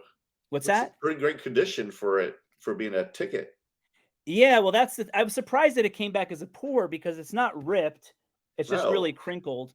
But the funny thing about these was, I bought it raw. It wasn't cheap, but I got it for a decent price. But the cool thing about it is the guy I bought it from was a seller in the UK Mhm. who comes out to SoCal every now and then, and he got it from a. And then of course, like his business in the UK. So just like a lot of like, sometimes you and I or different dealers, people get hit up, say, hey, would you be interested in seeing something? Or like you say, people bring stuff up to you. Mhm. So this girl went to the show when she was a kid, and for whatever reason, she just started picking up tickets. So I think he got Okay. like 5 or 6 of them. Wow. So it was kind of this impossible ticket to find. And then he meets this girl who had like picked him up and for some reason kept him.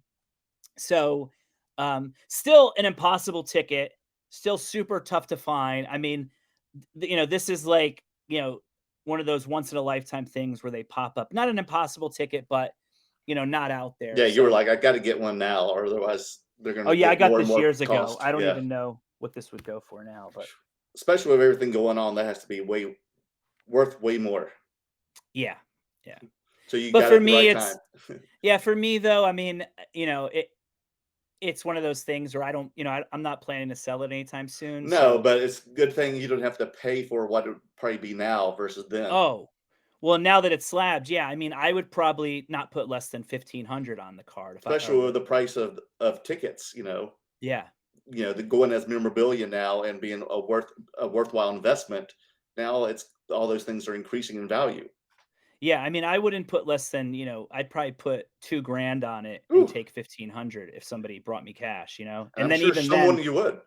I don't really wanna sell it. No, So, you but shouldn't it's have it even put but that like you out said, there. it's oh, I do have to show you one other thing because I know you're gonna have a lot of editing to do, but, I did one thing that, I don't like to get into new things because I already buy a lot of crap. So, Okay, unfortunately, you and Dan got me into buying something. Oh, okay. before that, sorry, man. Well, No worries. before that, I'll show something cool. So there's a new company called AMG. It's audio music grading. Yes. They came out of CAS, which is Collector Archive Services. Okay. And so they're one of the first grading companies to grade 8-track tapes. Oh, You can see a whoa! you It's in can the see a case theme too, here. So this is a sealed copy of Nevermind the Bollocks. Here's the Sex and an eight Pistols track. 8-track. Impossible to find 8-track as it is. Not many people know that there was any punk bands on You probably 8-track. found that at a flea market, didn't you? No, I found it from a dealer who found it in a Oh, warehouse. wow. Yeah, So I that's it looks paid a like little great. bit It's for even sealed and everything. sealed and everything. So, Jeez. and then they're also grading cassette tapes and stuff, but I don't know. I don't know where that one is, but won't worry about that. But what I was going to say was, so one thing that I bought from Dan, it was late. I had a couple beers, and I was feeling a little loose, and I saw this Lucy on Goosey. Dan's table, the Yes. Weiss Schwartz Pixar. Oh, wow. And so I got this from Dan, and then I kind of got and then I sort of got like a little not obsessed, but I was like, I started looking at more. And then I got this one, which is a super rare. I love the black label now. Right. I don't know what it is. I love You the way got these two look. comeback Black Label tints. You did. No, you did. No, I got He this already from had Dan. those at Black Label, I got this from Dan off his but table, but already graded. already graded. Okay, I bought this already graded. gotcha. Then I saw that card that you pulled. Hmm.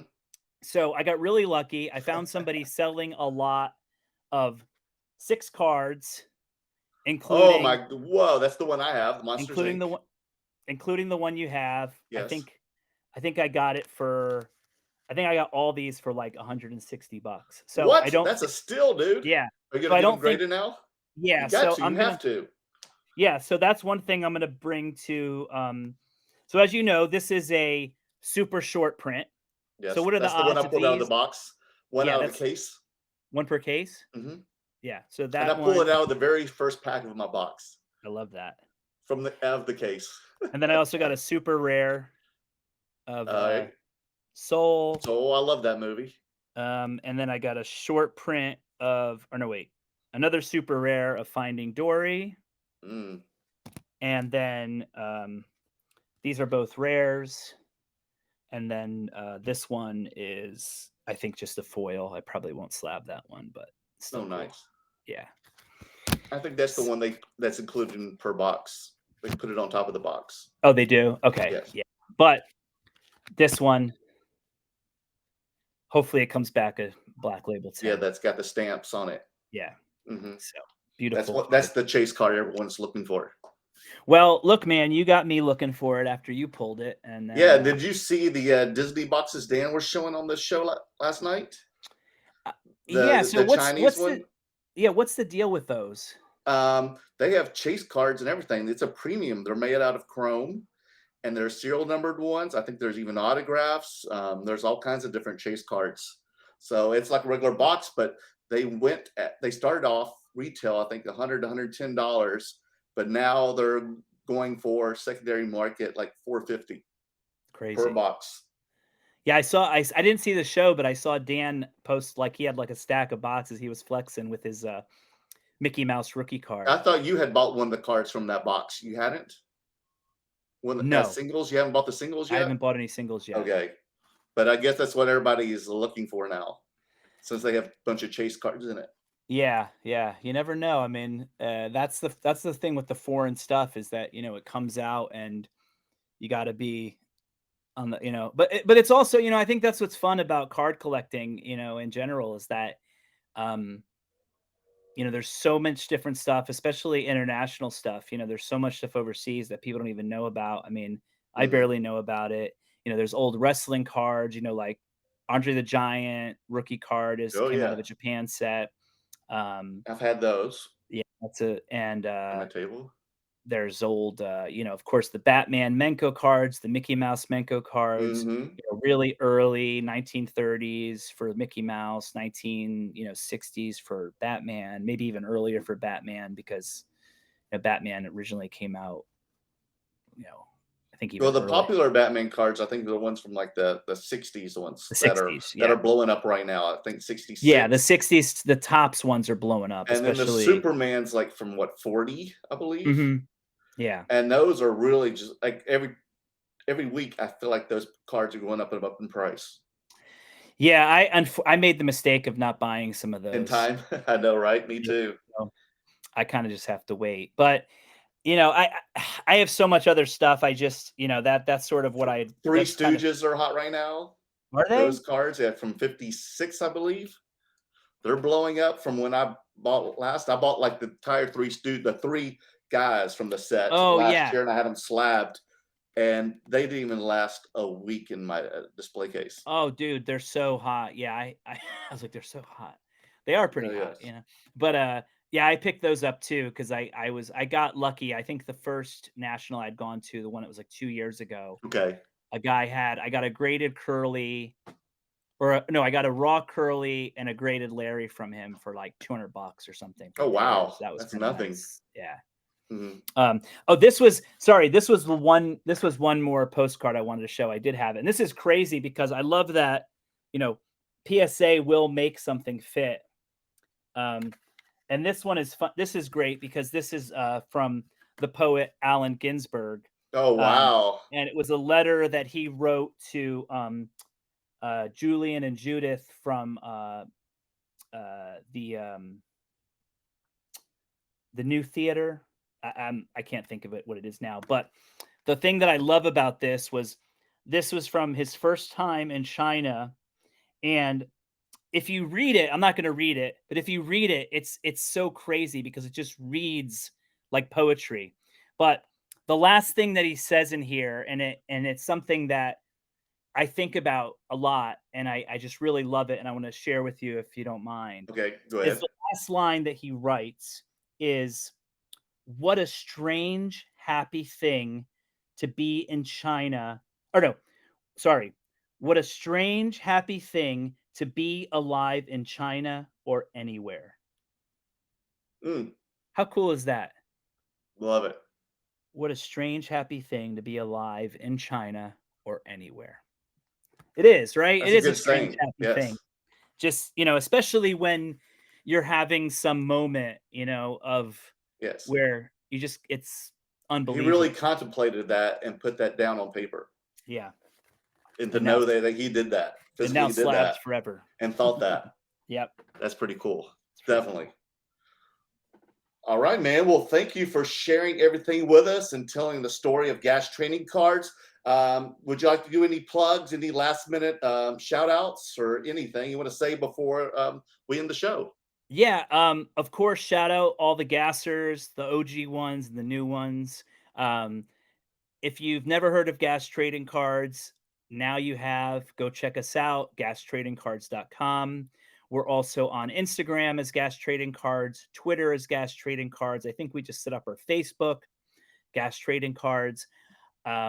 We do radical and relevant trading cards. And if you like anything I showed you or anything we talked about, you'll probably like stuff that we're coming out with. Um, and I would, obviously thank you for having me here. Thank you and Dan for, I didn't really know anyone in Dallas. I kind of went alone. And so it was cool to hang out with you Hmm. guys. And that was a lot of fun. And, it's just cool that like, there's other people in the hobby doing stuff that, that I like, and I'm glad that we could connect. I'm glad that I could be on your show, and I think that pop culture and music cards, and especially, are just going to get more and more popular in the hobby. Um, and I think the best thing about non-sports cards, um, but any cards in general, is that it's fun, and Hmm. it's it's fun to collect with your friends. It's fun just to collect for bragging rights, to show off. It's fun to collect as an investment. It's fun to collect to flip.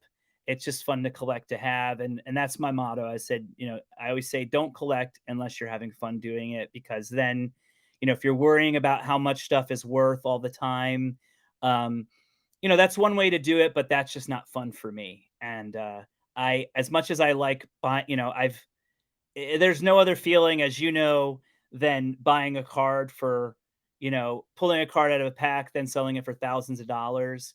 But, that's just sort of the icing on the cake for me when it comes to collecting. And, Hmm. old or young, it's fun. And I think the good thing about non-sports cards is that you don't have to be in the sports to collect the cards, which, sports are very, for a lot of people, they're very like, if you're, it's like either you're really into sports or you're not into sports. And the middle ground is sometimes there, but it's, music, especially, like, everybody loves music and everybody has a favorite band and everyone's been inspired by a musician or a song, whether it's your first dance, your first kiss, your first concert. And so, if you're looking for something to collect that will give you that feeling of nostalgia, that feeling of being alive here or anywhere, that's what pop culture non-sports cards and gas trading cards can do for you. So, if you want to feel that way, check us out. And happy hunting. I'm looking forward to the rest of 2023 with you guys. Thank you, man. Thank And you. we have a lot of cool stuff coming out. Thank you for watching Merlin interviews. And if you want to see more Merlin interviews, make sure you subscribe to Mer World Cards, hit that like button, and leave some comments. Let me know who you want me to see on this show to interview for Merlin interviews for Mer World Cards. And this is for Between Two Slabs. I want to thank Dan, the great curator, for letting me produce this show. So thank you. Tune in next time to Merlin interviews. Bye bye, everyone.